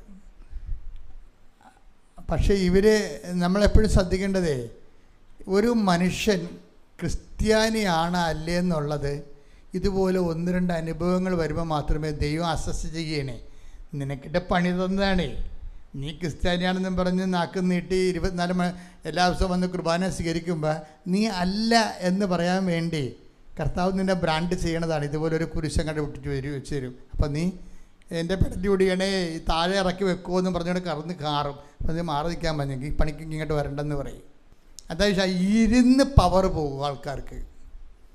നിങ്ങളുടെ സ്വഭാവം എന്താണോ അത് ദൈവികമല്ല എന്നുണ്ടെങ്കിൽ ഇരുന്ന് പവർ പോകും. അതുപോലെ തന്നെയാണ് ഇരുന്ന പവർ കൂടുന്നത്. ഈ പ്രേക്ഷിത കണ്ട അവിടെ ഇരുന്ന് പവർ കൂടുകയാണ്. അധികാരം എന്ന് പറയുന്നതാണ് ആധ്യാത്മികതയുടെ ലക്ഷണമെന്ന് പറയണത്. അത് ദൈവത്തിൽ നിന്ന് കിട്ടുന്നതാണ്. ദൈവത്തിന് വേണ്ടി ജീവിച്ച് കഴിയുമ്പോൾ നമ്മൾ ഉടമ്പടിയിൽ നല്ല അധികാരം ഉണ്ടാകേണ്ടതാണ് എല്ലാവർക്കും. ഉടമ്പടി നീലയും വെള്ളയൊക്കെ ഞാൻ കാണുന്നുണ്ട്. പക്ഷേ അധികാരം ഉണ്ടാകുന്ന ചോദിക്കുന്നത് പിന്നെയും പേർക്കിടാവിൻ്റെ പരിചയം പറഞ്ഞുകൊണ്ട് വലിയമ്മമാർ വെള്ള ഉടമ്പടിയായിട്ട് വരികയും. അപ്പം ഞാൻ ചോദിച്ചു, മകളെന്തേ? ഈ പേർക്കിടാവിനൊരു അമ്മ ഉണ്ടല്ല, അവൾ ഇന്ന് ഇതിൽ പോയെന്ന് ഉദ്യോഗത്തിന് പോയിരിക്കുകയാണ്. അപ്പം അമ്മാമ്മയുടെ ഉടമ്പടിയിൽ പേരക്കിടാവിന് പരീക്ഷയ്ക്ക് പേപ്പറും കൊണ്ട് വന്നിരിക്കുകയാണ്. അമ്മ കാണാനില്ല. ആ പണ്ടാരം എൻ്റെ അടുത്ത് കിട്ടുകയാണെങ്കിൽ ചിലപ്പോൾ ഞാൻ ചോദിക്കും കുമ്പസാരത്തിലത്തെ കൊല്ലമായെന്ന് ചോദിക്കും. ആ സാധനമൊന്നും അതിനില്ലത്. അതിങ്ങനെ ഉദ്യോഗം ചെയ്തുകൊണ്ട് നടക്കുകയാണ്. എന്നിട്ട് അമ്മയുടെ ഉടമ്പടി പോരണത് പോരട്ടെ പറഞ്ഞ് തൂമ്പാ പോലെ അനുഗ്രഹം വെട്ടിയെടുക്കണം അമ്മാമ്മനെ കൊണ്ട്. ഈ അമ്മാമ്മമാർക്ക് ഞങ്ങൾ ഉടമ്പടി കൊടുക്കാത്തതിൻ്റെ കാരണം ഇവർ ഇന്നലെ നാളെ പേരക്കിടാങ്ങളെ കാര്യം പറഞ്ഞുകൊണ്ട് വരും. അതാണ് പ്രശ്നം. അപ്പോൾ നിങ്ങൾ ഓർക്കുക, നിങ്ങളുടെ ഉടമ്പടിയിൽ പേരക്കിടാങ്ങൾക്ക് പ്രൊവിഷൻ ഇല്ല കേട്ടോ. അമ്മാമ്മമാർ ആരും ഒരിക്കലും പേരക്കിടാങ്ങളുടെ കാര്യം പറഞ്ഞുകൊണ്ട് വരരുത്. നിങ്ങളുടെ ഭർത്താവിൻ്റെ കാര്യം പറയാം. പേരക്കിടാങ്ങളെ പറയാൻ നിങ്ങളുടെ അതിന് അപ്പനും അമ്മയും ഉണ്ട്. നിങ്ങൾ അമ്മാമ്മയാണ് ഇല്ലേ? അത് എപ്പോഴും ഓർത്തേക്കണം. ഞങ്ങളിതെല്ലാം നോക്കിയാണ് ഈ വിഷയം ചെയ്തിരിക്കുന്നത്. ആധ്യാത്മികമായ വളർച്ച ഉറപ്പ് വരുത്തുന്ന രീതിയിലല്ല ക്രമീകരിക്കണം. അല്ലാതെ കൈ നനയാതെ മീൻ പിടിക്കാൻ ഒരു മക്കളെയും സമ്മതിക്കത്തില്ല. കാര്യം ഇവിടെ കൃപാസനത്തിൽ നിങ്ങൾക്ക് ലഭിക്കുന്ന അടയാളങ്ങൾ എന്തിൻ്റെ അടയാളമാണ്? ദേവമാതാവ് പ്രത്യക്ഷപ്പെട്ടതിൻ്റെ അടയാളമാണ്. ആ പ്രത്യക്ഷപ്പെട്ടതിൻ്റെ അടയാളം ആ പ്രത്യക്ഷീകരണത്തിൻ്റെ ശുശ്രൂഷയായ ഉടമ്പടി എന്ന് അവൻ പറയണ പോലെ ചെയ്യുമ്പോഴാണ് ദൈവം അത് ടേക്കപ്പ് ചെയ്യണത്. അവൻ പറയണ പോലെ ചെയ്യാത്ത ആൾക്കാർ ഇതിനാണ് ആൾത്താരെ വരണത്. എപ്പോഴും നമ്മൾ ഓർത്തേക്കണം, ആൾത്താരെ നിങ്ങളെ കൊണ്ടുവരുന്നുണ്ട് ആൾക്കാരെ. ഞാൻ എൻ്റെ അകത്ത് ഒരാളെ മാത്രമേ അംഗീകരിച്ചിട്ടുള്ളൂ, ക്യാൻസർ രോഗികളാണ്. ക്യാൻസർ 4th സ്റ്റേജ് ആണെങ്കിൽ ഭാര്യയുടെ ഉടമ്പടിയിൽ ആൾത്താരെ വരാം. അല്ലാത്ത ആർക്കും ആരുടെ ഉടമ്പടിയും ആൾത്താരെ വരാൻ പറ്റത്തില്ല. അതിൻ്റെ കാരണം എന്ന് വെച്ച് കഴിഞ്ഞാൽ ഉടമ്പടി ധ്യാനകേന്ദ്രമായതുകൊണ്ട് അമ്മയുടെ പ്രത്യക്ഷീകരണത്തിൻ്റെ ഭാഗമായിട്ടാണ് ഉടമ്പടി കിട്ടിയിരിക്കുന്നത്. അപ്പോൾ ഉടമ്പടിയുടെ ശുശ്രൂഷ എന്ന് പറയുന്നത് പ്രത്യക്ഷീകരണത്തിൻ്റെ ശുശ്രൂഷയാണ്. പ്രത്യക്ഷീകരണത്തിൻ്റെ ശുശ്രൂഷ എന്ന് പറയുന്നത് അവൻ പറയണ പോലെ ചെയ്തുകൊണ്ട് അവൻ്റെ നാമത്തിൽ വളരുന്ന വ്യക്തികളാണ്. സുവിശേഷം കൊടുക്കാൻ വേണ്ടും ആധ്യാത്മിക അധികാരം പ്രാപിച്ചുകൊണ്ട് വളരാനുള്ളതാണ് ഈ ധ്യാനകേന്ദ്രത്തിൻ്റെ അടിസ്ഥാന ഉദ്ദേശം. അപ്പോൾ വളർച്ചയില്ലാത്തൊരു ആൾക്കാരെ ഞാൻ കയറി കണ്ട കാര്യമുണ്ടാകും. അവർ വേറെ ധ്യാനകേന്ദ്രത്തിൽ പോകണം. ഇവിടെ ഇതിൻ്റേതായിട്ടുള്ള രീതികളുണ്ട്. പ്രത്യക്ഷീകരണം ഇവിടുത്തെ പ്രധാനപ്പെട്ട വിഷയം. ആ പ്രത്യക്ഷീകരണം സ്ഥിരീകരിക്കാൻ വേണ്ടി, അടയാളം കിട്ടാൻ വേണ്ടി ദൈവം ഈ ലോകത്ത് തന്നതാണ് ഉടമ്പടി. ആ ഉടമ്പടി എന്ന് പറയുന്നത് ദൈവം മനുഷ്യരാശിക്ക് നൽകിയിട്ടുള്ള 8850 വാഗ്ദാനങ്ങൾ പ്രാപിക്കുന്നതിന് വേണ്ടിയുള്ള ദൈവിക സംവിധാനമാണ് ഉടമ്പടി. ഉടമ്പടി തന്നെയാണ് വാഗ്ദാനം, വാഗ്ദാനം തന്നെ ഉടമ്പടി. വാഗ്ദാനം പ്രാപിക്കുന്നത് ഉടമ്പടി ജീവിച്ചുകൊണ്ടാണ്. ശ്രദ്ധിക്കട്ടെ, ഹല്ലേലൂയ.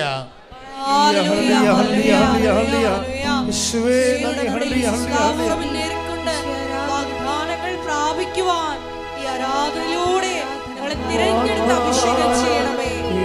ഹല്ലേലൂയ. മഹത്വം മഹത്വം. ആരാധന ദേവിതാവേ നന്ദി. ദേവിതാവേ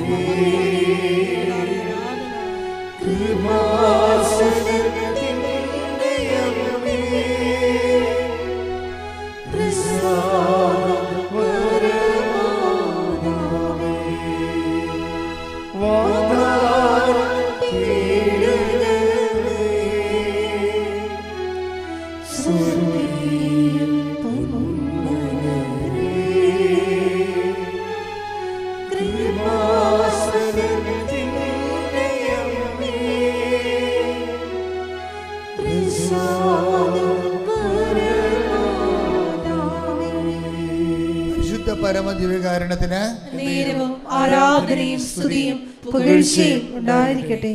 ആ ഉടമ്പടി പ്രയോഗത്തിൽ വരുമ്പോൾ, ആ പ്രയോഗത്തിൽ വരുന്നതിൻ്റെ വിശ്വാസം എക്സ്പ്രസ് ചെയ്യുന്ന ഒരു മാർഗമാണ് പ്രാർത്ഥനയെന്ന് പറയുന്നത്. അതാണ് ആ പ്രാർത്ഥനയ്ക്ക് 25 പോയിൻ്റാണ് ഉള്ളത്. ബാക്കി ദൈവാനുഗ്രഹത്തിൻ്റെ അകത്ത് 25 പോയിൻ്റാണ് ഈ പ്രാർത്ഥനയ്ക്ക് കിട്ടുന്നത്. അത് നിങ്ങളെ പ്രാർത്ഥന നീട്ടിപ്പാടിയാലും കുറുക്കി പാടിയാലും ആവർത്തിച്ച് പാടിയാലും പോയിൻ്റ് 25. എന്താ കാര്യം? പ്രാർത്ഥനയ്ക്കുള്ള ഒരു പരാധീനത, അതുകൊണ്ട് ദൈവത്തിന് പ്രയോജനമില്ലെന്നുള്ളതാണ്. അത് മനസ്സിലാക്കണം മക്കളെ. നിങ്ങളെ ഇവിടെ ഇരുന്നുകൊണ്ട് 1000 വിശ്വാസപ്രമാണം ആവർത്തിച്ച് ചെല്ലിയ ദൈവത്തിന് എന്താണ് അതിനകത്ത് റിട്ടേൺസ്? ദൈവത്തിന് അതുകൊണ്ട് എന്താ പ്രയോജനം? അതാണ് വിഷയം. നിങ്ങളെ നാക്കട്ട് അടിച്ച് നീട്ടിപ്പാടിയെന്ന് വിചാരിച്ചോ ഇവിടെ ഇരുന്നുകൊണ്ട് ഒരു 3 മണിക്കൂർ ഭജന എടുത്തോ? അതുകൊണ്ട് ദൈവത്തിന് എന്താണ് പ്രയോജനം? അപ്പോൾ ദൈവത്തിന് പ്രയോജനം ഇല്ലാത്ത കാരണം തന്നെ പ്രാർത്ഥനയുടെ പോയിൻ്റ് 25 പോയിൻ്റായിട്ടാണ് ഇനി വിശ്വാസത്തിൻ്റെ എക്സ്പ്രഷൻ പ്രാർത്ഥന 45 പോയിൻ്റുള്ള ഒരു സാധനം അതിൻ്റെ അകത്തുണ്ട്. അതെന്താണത്? പ്രഖ്യാപനമാണ്. 45 പോയിൻ്റ്, 25 പോയിൻ്റാണ് പ്രാർത്ഥനയ്ക്കുള്ളത്. 45 പോയിൻ്റുള്ള ഒരു കാര്യം ഈ പ്രാർത്ഥനയ്ക്ക് ഉടമ്പടിയിലുണ്ട്. അതെന്താണ്? പ്രഖ്യാപനമാണ്. പ്രഖ്യാപനം എന്ന് പറഞ്ഞാൽ എന്താണ്? പ്രഖ്യാപനം എന്ന് പറയുന്നത് രക്ഷ പ്രാപിക്കുന്നതിന്, രക്ഷയെന്ന് പറഞ്ഞാൽ യേശുക്രിസ്തുവിനെ പ്രാപിക്കുന്നതിന് വേണ്ടിയുള്ള സിംഗിൾ വിൻഡോ ഓപ്പറേഷനാണ് പ്രഖ്യാപനം എന്ന് പറയുന്നത്. അത് യേശു കർത്താവാണെന്ന് അധരം കൊണ്ട് ഏറ്റു പറയണം. ദൈവം അവനെ മരിച്ചവരെന്ന് ഉയർപ്പിച്ചെന്ന് ഹൃദയത്തിൽ വിശ്വസിക്കണം. അപ്പോൾ യേശു കർത്താവാണെന്ന് പറയണം അധരം കൊണ്ട് വരുമ്പോൾ ഞാനിങ്ങനെ യേശു കർത്താവാണ്, യേശു കർത്താവാണ്, യേശു കർത്താവെന്ന് പറഞ്ഞിരിക്കുകയല്ല. അത് ആരോടാ പറയേണ്ടത്? കർത്താവിനെ അറിയാത്തവരോട് പറയണം. അതാണ് പ്രഖ്യാപനത്തിൻ്റെ പ്രശ്നം. Take the bed of God. ശ്രുതികട ഹല്ലേലൂയ. ഹല്ലേലൂയ ഹല്ലേലൂയ ഹല്ലേലൂയ. യേശുവേ നന്ദി. ഹല്ലേലൂയ ഹല്ലേലൂയ.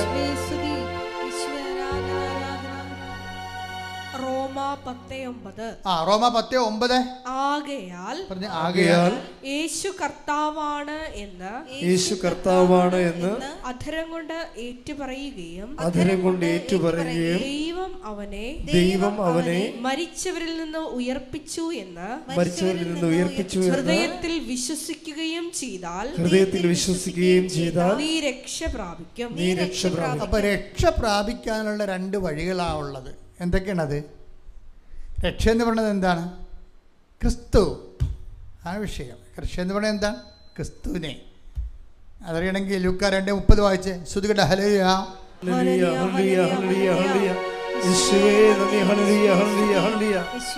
എന്തെന്നാൽ സകല ജനതകൾക്കും വേണ്ടി അങ്ങ് ഒരുക്കിയിരിക്കുന്ന രക്ഷ എന്റെ കണ്ണുകൾ കണ്ടു കഴിഞ്ഞു. അപ്പം രക്ഷ എന്ന് പറയുന്നത് എൻ്റെ കണ്ണുകൾ കണ്ടു കഴിഞ്ഞെന്ന് ആരാണ്? ശമയോൻ ദീർഘദർശി ഉണ്ണിമിശിഹായെ കയ്യിലെടുത്ത് പറയുന്ന വാക്കാണ്. അപ്പം രക്ഷ ആരാണ്? ഈശോയാണ്. ഈ ഈശോയെ എന്താ മനുഷ്യൻ ചെയ്യണത്? രക്ഷ പ്രാപിക്കാൻ, അല്ലേ? രക്ഷ പ്രാപിക്കാൻ. രക്ഷ പലതരത്തിൽ പ്രാപിക്കാം. ഈ ക്രിസ്തുവിനെ പലതരത്തിൽ പ്രാപിക്കാം. അത് ബോഡിയിൽ പ്രാപിച്ച ക്രിസ്തു ശക്തി ആയതുകൊണ്ട് സൗഖ്യമായിട്ട് നമുക്ക് മാറും. അത് ഇതുപോലെ ജീവിത മണ്ഡലങ്ങളിൽ പ്രാപിക്കാം. ക്രിസ്തു ശക്തി ആയതുകൊണ്ട് അത് അനുഗ്രഹമായിട്ട് മാറും. ജോലി, വീട്, വിവാഹം, അങ്ങനെ പോവുക സംഭവം. ഇനി ക്രിസ്തുവിനെ മറ്റ് വ്യക്തികളിലേക്ക് പ്രാപിക്കാം. അതെങ്ങനെയാണ്? യേശു കർത്താവാണെന്ന് ആദരം കൊണ്ട് ഏറ്റുപറയണം. ഏറ്റുപറയുന്ന വിഷയങ്ങൾ എപ്പോഴും ഓർത്തേക്കണം. യേശു കർത്താവാണെന്ന് ആദരം കൊണ്ട് ഏറ്റുപറയുമ്പോൾ ആരോടാണ് ഏറ്റുപറയണത്? മനുഷ്യന്മാരോട് പറയണം യേശു കർത്താവാണെന്ന്. മനസ്സിലായില്ലേ? ഏറ്റുപറയുന്ന എല്ലാത്തിനും ഒരു സമൂഹം ഉണ്ടാവും. ഏറ്റുപറയുന്ന എല്ലാത്തിനും ഒരു സമൂഹം ഉണ്ടാവും. സമൂഹത്തിന് മുന്നിൽ നമ്മൾ പറയണത് യേശു കർത്താവാണെന്ന്. അതാണ് മനുഷ്യരുടെ മുമ്പിൽ എന്നെ ഏറ്റുപറയണമെന്ന് പറഞ്ഞത്. 10:32 എടുത്ത് സ്തുതിക്കട്ടെ. ഹല്ലേലൂയ, ഹല്ലേലൂയ, ഹല്ലേലൂയ, ഹല്ലേലൂയ, യേശുവേ നന്ദി, ഹല്ലേലൂയ, ഹല്ലേലൂയ, ഹല്ലേലൂയ, ഹല്ലേലൂയ, ഹല്ലേലൂയ, ഹല്ലേലൂയ, ഹല്ലേലൂയ. മത്തായി 10:32. മത്തായി 10:32. മനുഷ്യരുടെ മുമ്പിൽ എന്നെ ഏറ്റുപറയുന്നവനെ എന്റെ സ്വർഗ്ഗസ്ഥനായ പിതാവിന്റെ മുമ്പിൽ ഞാനും ഏറ്റുപറയും. അപ്പൊ ഏറ്റുപറച്ചിൽ മനസ്സിലായില്ലേ? റോമ 10:9 രക്ഷ പ്രാപിക്കാൻ വേണ്ടിയുള്ള ഫോർമുല ഏറ്റുപറച്ചിലാണ്. എന്താണ് ഏറ്റുപറയേണ്ടത്? യേശു ഇപ്പം മത്തായി 10:32 പറയണത് എന്താ പറയണത്? മനുഷ്യരുടെ മുമ്പിൽ എന്നെ ഏറ്റുപറയണമെന്നാണ് പറയണത്. പക്ഷേ മനുഷ്യരുടെ മുമ്പിൽ എന്നെ ഏറ്റുപറയണ എന്താണ് ഏറ്റുപറയേണ്ടത്? യേശു കർത്താവാണെന്ന് ഏറ്റുപറയണം. അതാണ് വിഷയം. യേശു കർത്താവാണെന്ന് ഏറ്റുപറയണം. യേശു കർത്താവാണെന്ന് ഏറ്റുപറയണമെങ്കിൽ അധികാരം വേണം. യേശു കർത്താവാണെന്ന് പറയണം. ഇപ്പം ക്യാൻസർ അല്ല കർത്താവ്, യേശുവാണ് കർത്താവ്. നിൻ്റെ കുഞ്ഞ് ആശുപത്രി കിടക്കേണ്ട വെൻറ്റിലേറ്ററല്ലേ? ഇനി നിങ്ങൾക്ക് വേണമെങ്കിൽ വേറെ ആശുപത്രി കൊണ്ടുപോകാം, അല്ലെങ്കിൽ ബന്ധുക്കളെ അറിയിക്കാമെന്ന് ഡോക്ടർ പറയും. അപ്പം ആത്മാവിൽ പറയും നമ്മൾ എന്താണ്? ഡോക്ടറല്ല കർത്താവ്, യേശുവാണ് കർത്താവ്. അവരവിടനെ അമ്മ പോയി കൈയും പിടിച്ച് നിൽക്കണ കാണാം നിത്യാരാധനയിൽ, ആശുപത്രിയിൽ. കർത്താവേ നീയല്ലേ കർത്താവ്, നീയാണ് കർത്താവ്. ഞാൻ എൻ്റെ ഭർത്താവിന് വേണ്ടി കൈ പിടിച്ച് എങ്ങനെ കൊണ്ടുവന്നു അതുപോലെ ഞാൻ തിരിച്ചു കൊണ്ടുപോകും നിൻ്റെ നാമത്തിലെന്ന്. അത് പ്രഖ്യാപനമാണത്. ഇങ്ങനെ അധികാരം കിട്ടിയാണ് നമ്മൾ വളരണത്. അല്ല നക്കാപ്പിച്ച ദൈവത്തിൻ്റെ അനുഗ്രഹം അടത്തിയിട്ടല്ല വളരണത്. ഓരോ വചനവും നിറവേറ്റിക്കൊണ്ട് പ്രഖ്യാപിച്ചുകൊണ്ട് യേശു കർത്താവാണെന്ന് ഏറ്റുപറഞ്ഞുകൊണ്ടാണ് നമ്മൾ ഉടമ്പടിയിൽ വളരണത്.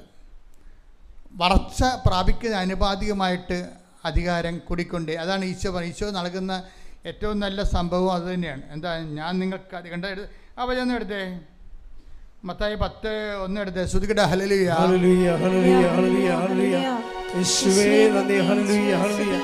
മത്തായി 10:1. അവൻ തന്റെ 12 ശിഷ്യന്മാരെ വിളിച്ച് അശുദ്ധാത്മാക്കളെ ബഹിഷ്കരിക്കാനും എല്ലാ രോഗങ്ങളും വ്യാധികളും സുഖപ്പെടുത്താനും അവർക്ക് അധികാരം നൽകി. കണ്ടാ, ഈശോ നൽകുന്നൊരു സംഭവമാണ് അധികാരം. നിങ്ങൾ ക്രിസ്തുവിൽ വളരുന്ന അനുസരിച്ച് കൊണ്ട് അധികാരം കിട്ടിക്കൊണ്ടേയിരിക്കും. എന്തിനാണ്? ഏറ്റുപറഞ്ഞാണ് അധികാരം ഉണ്ടാക്കുന്നത്. അല്ല ഉടമ്പടി ഇങ്ങനെ നീല വെള്ളയായി സിൽവറായെന്ന് പറഞ്ഞിരിക്കുന്നൊരു കാര്യമില്ല. മറിച്ച് ഈ അധികാരത്തെ വളരുന്നുണ്ടെന്ന് നോക്കണം. അധികാരത്തിൽ വളരണത് ഏറ്റുപറഞ്ഞുകൊണ്ടാണ്. ഏറ്റുപറയേണ്ടത് യേശു കർത്താവാണെന്നാണ്. യേശു കർത്താവാണെങ്കിൽ വേറെ ആരും കർത്താവല്ലെന്നാണ്. ശ്രുതിക്കട്ടെ. ഹല്ലേലൂയ, ഹല്ലേലൂയ,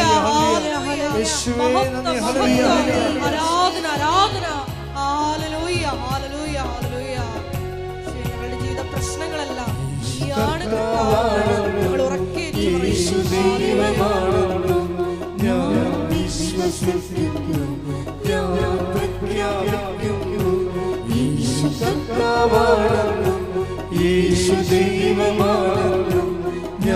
വിശ്വസിക്കുന്നു, ഞാൻ പ്രഖ്യാപിക്കുന്നു.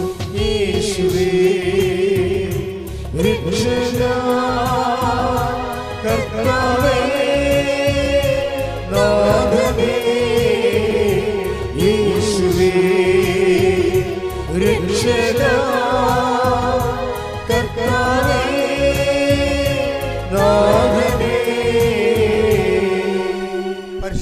പരമ ദിവ്യകാരുണ്യത്തിന് എന്നേരവും ആരാധനയും സ്തുതിയും പുകഴ്ചയും ഉണ്ടായിരിക്കട്ടെ. നിങ്ങൾ ഈ പത്രം കൊടുക്കുന്നവർക്ക് എന്തുകൊണ്ടാണ് ഈ അധികാരം കിട്ടിക്കൊണ്ടേയിരിക്കുന്നത്? അത് ഏറ്റുപറച്ചിലാണ് പത്രം കൊടുക്കുന്നത്. നിങ്ങൾക്ക് പണ്ടൊരു പത്രം കൊടുക്കാൻ പോലും എന്ത് പേടിയായിരുന്നു, മറ്റുള്ളവർ എന്ത് വിചാരിക്കും, എന്ത് പറയാമെന്നൊക്കെ വിചാരിച്ചുകൊണ്ട് വീട്ടിൽ ഇരുന്നുകൊണ്ട് വിശ്വാസ പ്രമാണത്തിന് എണ്ണം കൂട്ടും. ഈ പണ്ടാരത്തിനെ കൊണ്ട് അതേ പറ്റത്തുള്ളേ. കുറച്ച് കഴിയുമ്പോഴാണ് മനസ്സിലാകണത് ഈ ഉടമ്പടി കുലച്ച് വരുന്നില്ല എന്തുകൊണ്ടാണെന്ന്. കൈയിരിപ്പ് കൊണ്ടാണല്ലോ, പിന്നെ എന്തുകൊണ്ടാണ്? കാര്യം നിങ്ങൾ ഈ പണ്ടത്തെ പരിപാടി തന്നെയാണ് ഇപ്പോൾ ഈ നാക്കിട്ടടിയുള്ള പരിപാടി തന്നെ ഇപ്പോഴും ചെയ്തുകൊണ്ടിരിക്കുന്നത്. അല്ല, സത്യസന്ധമായിട്ട് ദൈവത്തിന് 10 പൈസ ഗുണമുള്ളൊരു കാര്യം ചെയ്തിട്ടില്ല. ക്രിസ്തുവിനെ കൈമാറാതെ ദൈവം നിങ്ങളെ അംഗീകരിക്കേണ്ടത്. ക്രിസ്തുവിനെ കൈമാറണം മറ്റു മനുഷ്യരോട്. കഴിഞ്ഞ ദിവസങ്ങളിൽ ഇവിടെ കൃപാമറിയം എന്നും പറഞ്ഞൊരു മർത്തോമ ഡോക്ടർ വന്നായിരുന്നു. കൃപാമറിയം അവർ കാത്തലിക്കിലാണ് കല്യാണം കഴിച്ചിരിക്കുന്നത്. അപ്പോൾ അവരുടെ ആദ്യത്തെ കുഞ്ഞ് ഇൻറ്റേർണൽ ബ്ലീഡിങ് വന്ന് മരിച്ചുപോയി. ആദ്യത്തെ കൊച്ച് വയറ്റിൽ കിടന്ന് മരിച്ചു. ആന്തരിക രക്തപ്രവാഹം കാരണം. അപ്പോൾ അവർക്ക് ഡോക്ടറായതുകൊണ്ട് അവർക്കറിയാം ഒരു സ്ത്രീയുടെ ഉദരത്തിൽ ഇൻറ്റേർണൽ ബ്ലീഡിങ് വന്നാൽ അടുത്ത കൊച്ചിനും അത് തന്നെ വരും, ആ കൊച്ചും മരിക്കും. അടുത്ത കൊച്ചിനും അത് തന്നെ വരും, അത് മരിക്കുമെന്നറിയാം. പക്ഷേ ഡോക്ടറിന് ഈ ഉടമ്പടിയുടെ മാതാപിതാക്കന്മാർ പറയുന്നുണ്ട് ഉടമ്പടി തൈലം പെരുട്ട് വയറേറെന്നൊക്കെ പറയും. പക്ഷെ അവരെന്താ സയൻസ് അല്ല പഠിച്ചിരിക്കണത്. ഉടമ്പടി തൈലം അവർ സയൻസ് എല്ലാം പഠിച്ചിരിക്കണത് എടുത്ത് ഡോക്ടറായിട്ട് പിന്നെ ഉടമ്പടി തൈലം പെരുട്ടി എങ്ങനെ സിങ്കാകണത്? പക്ഷേ അതുകൊണ്ട് അവർക്ക് ആദ്യമൊക്കെ ഇത് ഉൾക്കൊള്ളാൻ ഭയങ്കര പാടാണ്. കാരണം ഇന്ത്യയുടെ ബ്ലീഡിങ്ങിന് അവർ ശാസ്ത്രീയമായ കാരണങ്ങളല്ല കണ്ടുപിടിച്ചിരിക്കണത്. അതിന് പകരം ഉടമ്പടി തൈലം എടുത്ത് വയറ്റേ പെട്ടിയില്ല എങ്ങനെ ശരിയാവുന്നതാണ് ഇവിടെ ഈ ശാസ്ത്രീയ ബുദ്ധി കുടുംബം ഉണ്ടാകുന്നൊരു കുഴപ്പം. വിശ്വാസത്തിൽ ലളിതമായിട്ട് വിശ്വസിക്കാൻ പാടാണ്. നമ്മുടെ ഹൃദയശുദ്ധത എന്നുള്ള സാധനം പോവും. അല്ലെങ്കിൽ നിങ്ങൾ അതിനുവേണ്ടി പ്രത്യേക ട്രീറ്റ്മെൻറ്റ് എടുക്കണം. കാര്യം ബൈബിളിൽ എന്താ നേരത്തെ ഈ വിഷയം പറഞ്ഞിട്ടുണ്ട്. എന്താണ്? ബുദ്ധി കൊണ്ട് ലോകത്തെ മനസ്സിലാക്കി ദൈവത്തെ മനസ്സിലാക്കാനും പാടാണ്, ബുദ്ധിക്ക് അതീതമാണ്. അതുകൊണ്ട് ഹൃദയശുദ്ധതയാണ് നല്ലതെന്ന് പറഞ്ഞിട്ടുണ്ട്. ഈ ബുദ്ധിയുടെ വങ്കത്വം കൂടുന്നതനുസരിച്ച് കൊണ്ട് ഹൃദയശുദ്ധത കുറഞ്ഞു വരും. ഇപ്പോൾ ഈശോ എന്താ പറഞ്ഞത്? ഹൃദയശുദ്ധിയുള്ളവർ ഭാഗ്യവാന്മാരെന്നല്ലേ. ടെക്തവിടപ്പോൾ ശ്രുതികട ഹല്ലേലൂയ.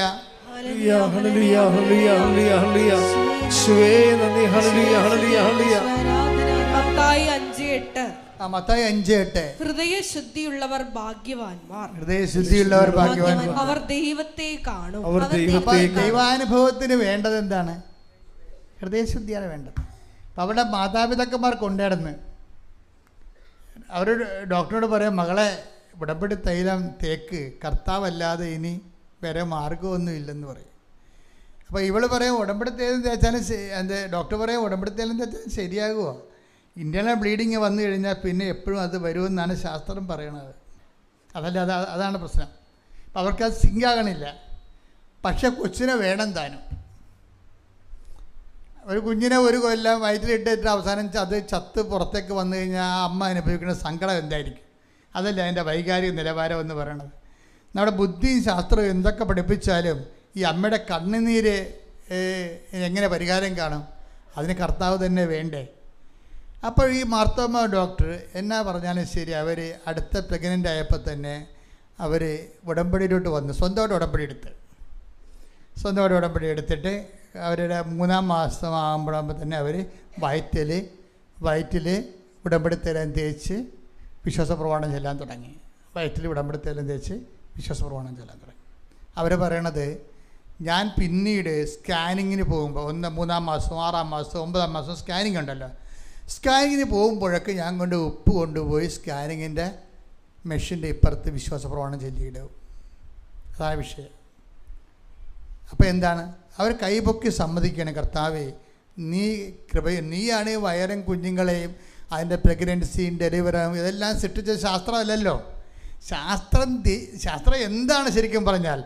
ദൈവം ഇവിടെ സൃഷ്ടിച്ച് വെച്ചിരിക്കുന്ന കാര്യം എങ്ങനെയാണെന്നല്ല ശാസ്ത്രം പറഞ്ഞത്, എന്താണെന്നല്ല പറഞ്ഞത്. ദൈവം സൃഷ്ടിച്ച് വെച്ചിരിക്കുന്ന കാര്യം എന്താണെന്നാണ് പറഞ്ഞിരിക്കുന്നത്. അതാണ് വിഷയം. അതുകൊണ്ട് തന്നെ ആ ദൈവത്തെ മറന്ന് നമുക്കൊന്നും ചെയ്യാൻ പറ്റത്തില്ല.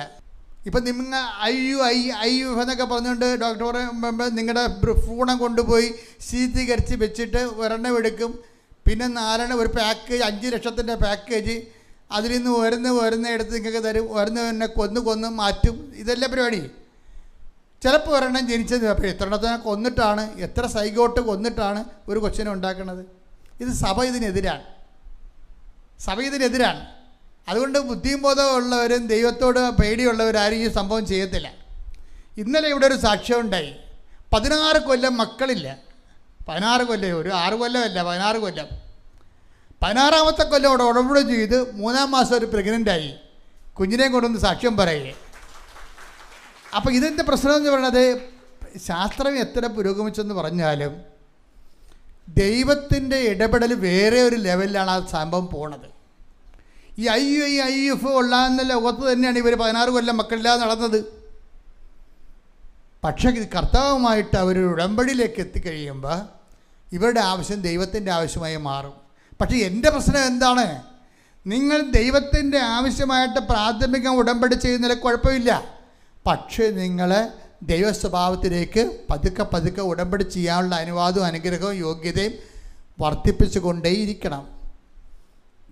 അല്ല, പേപ്പറിൻ്റെ കളർ മാറ്റിയാൽ ശരിയാകത്തില്ല. വർദ്ധിപ്പിച്ചു കൊണ്ടേയിരിക്കണം. അങ്ങനെ വർദ്ധിപ്പിച്ചുകൊണ്ടിരിക്കുമ്പോഴാണ് എന്ത് പറ്റണത്? അധികാരം കൂടും. പിന്നെ ഉടമ്പടിയിലുള്ള ഒരു വിഷയം എന്താ? അത് പ്രാർത്ഥന. ചില കാര്യം ഇപ്പോൾ 16 കൊല്ലം ഇവർ പ്രാർത്ഥിച്ചില്ലേ? 16 കൊല്ലം ഇവർ മക്കളില്ലാതെ ആൾക്കാർ 16 കൊല്ലം പ്രാർത്ഥിച്ച് കാണുമല്ലോ.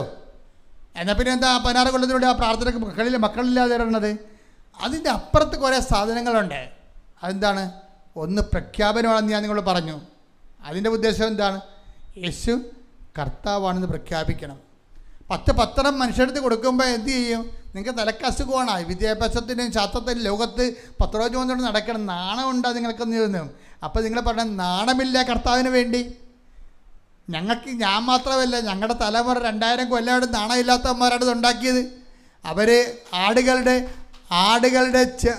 കുപ്പായങ്ങൾ ഇട്ടുകൊണ്ട് വെയിലത്തൂടെ അവർ നടത്തിയിട്ടുണ്ട്.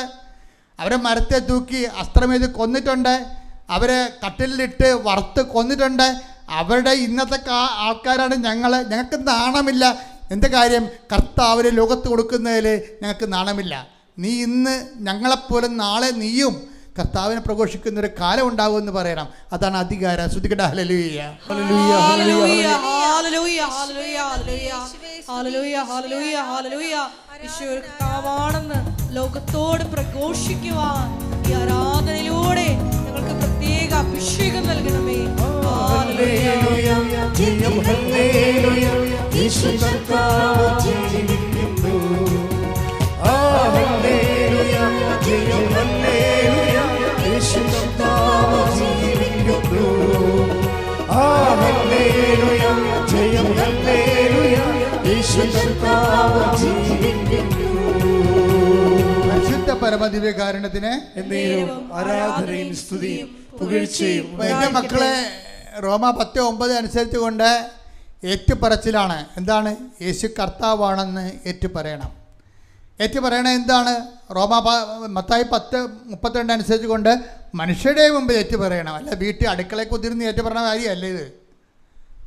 അടുക്കളയിൽ കുത്തിയിരുന്ന് നമുക്ക് 1000 പ്രാവശ്യം വിശുദ്ധ പ്രമാണം ചെല്ലാം.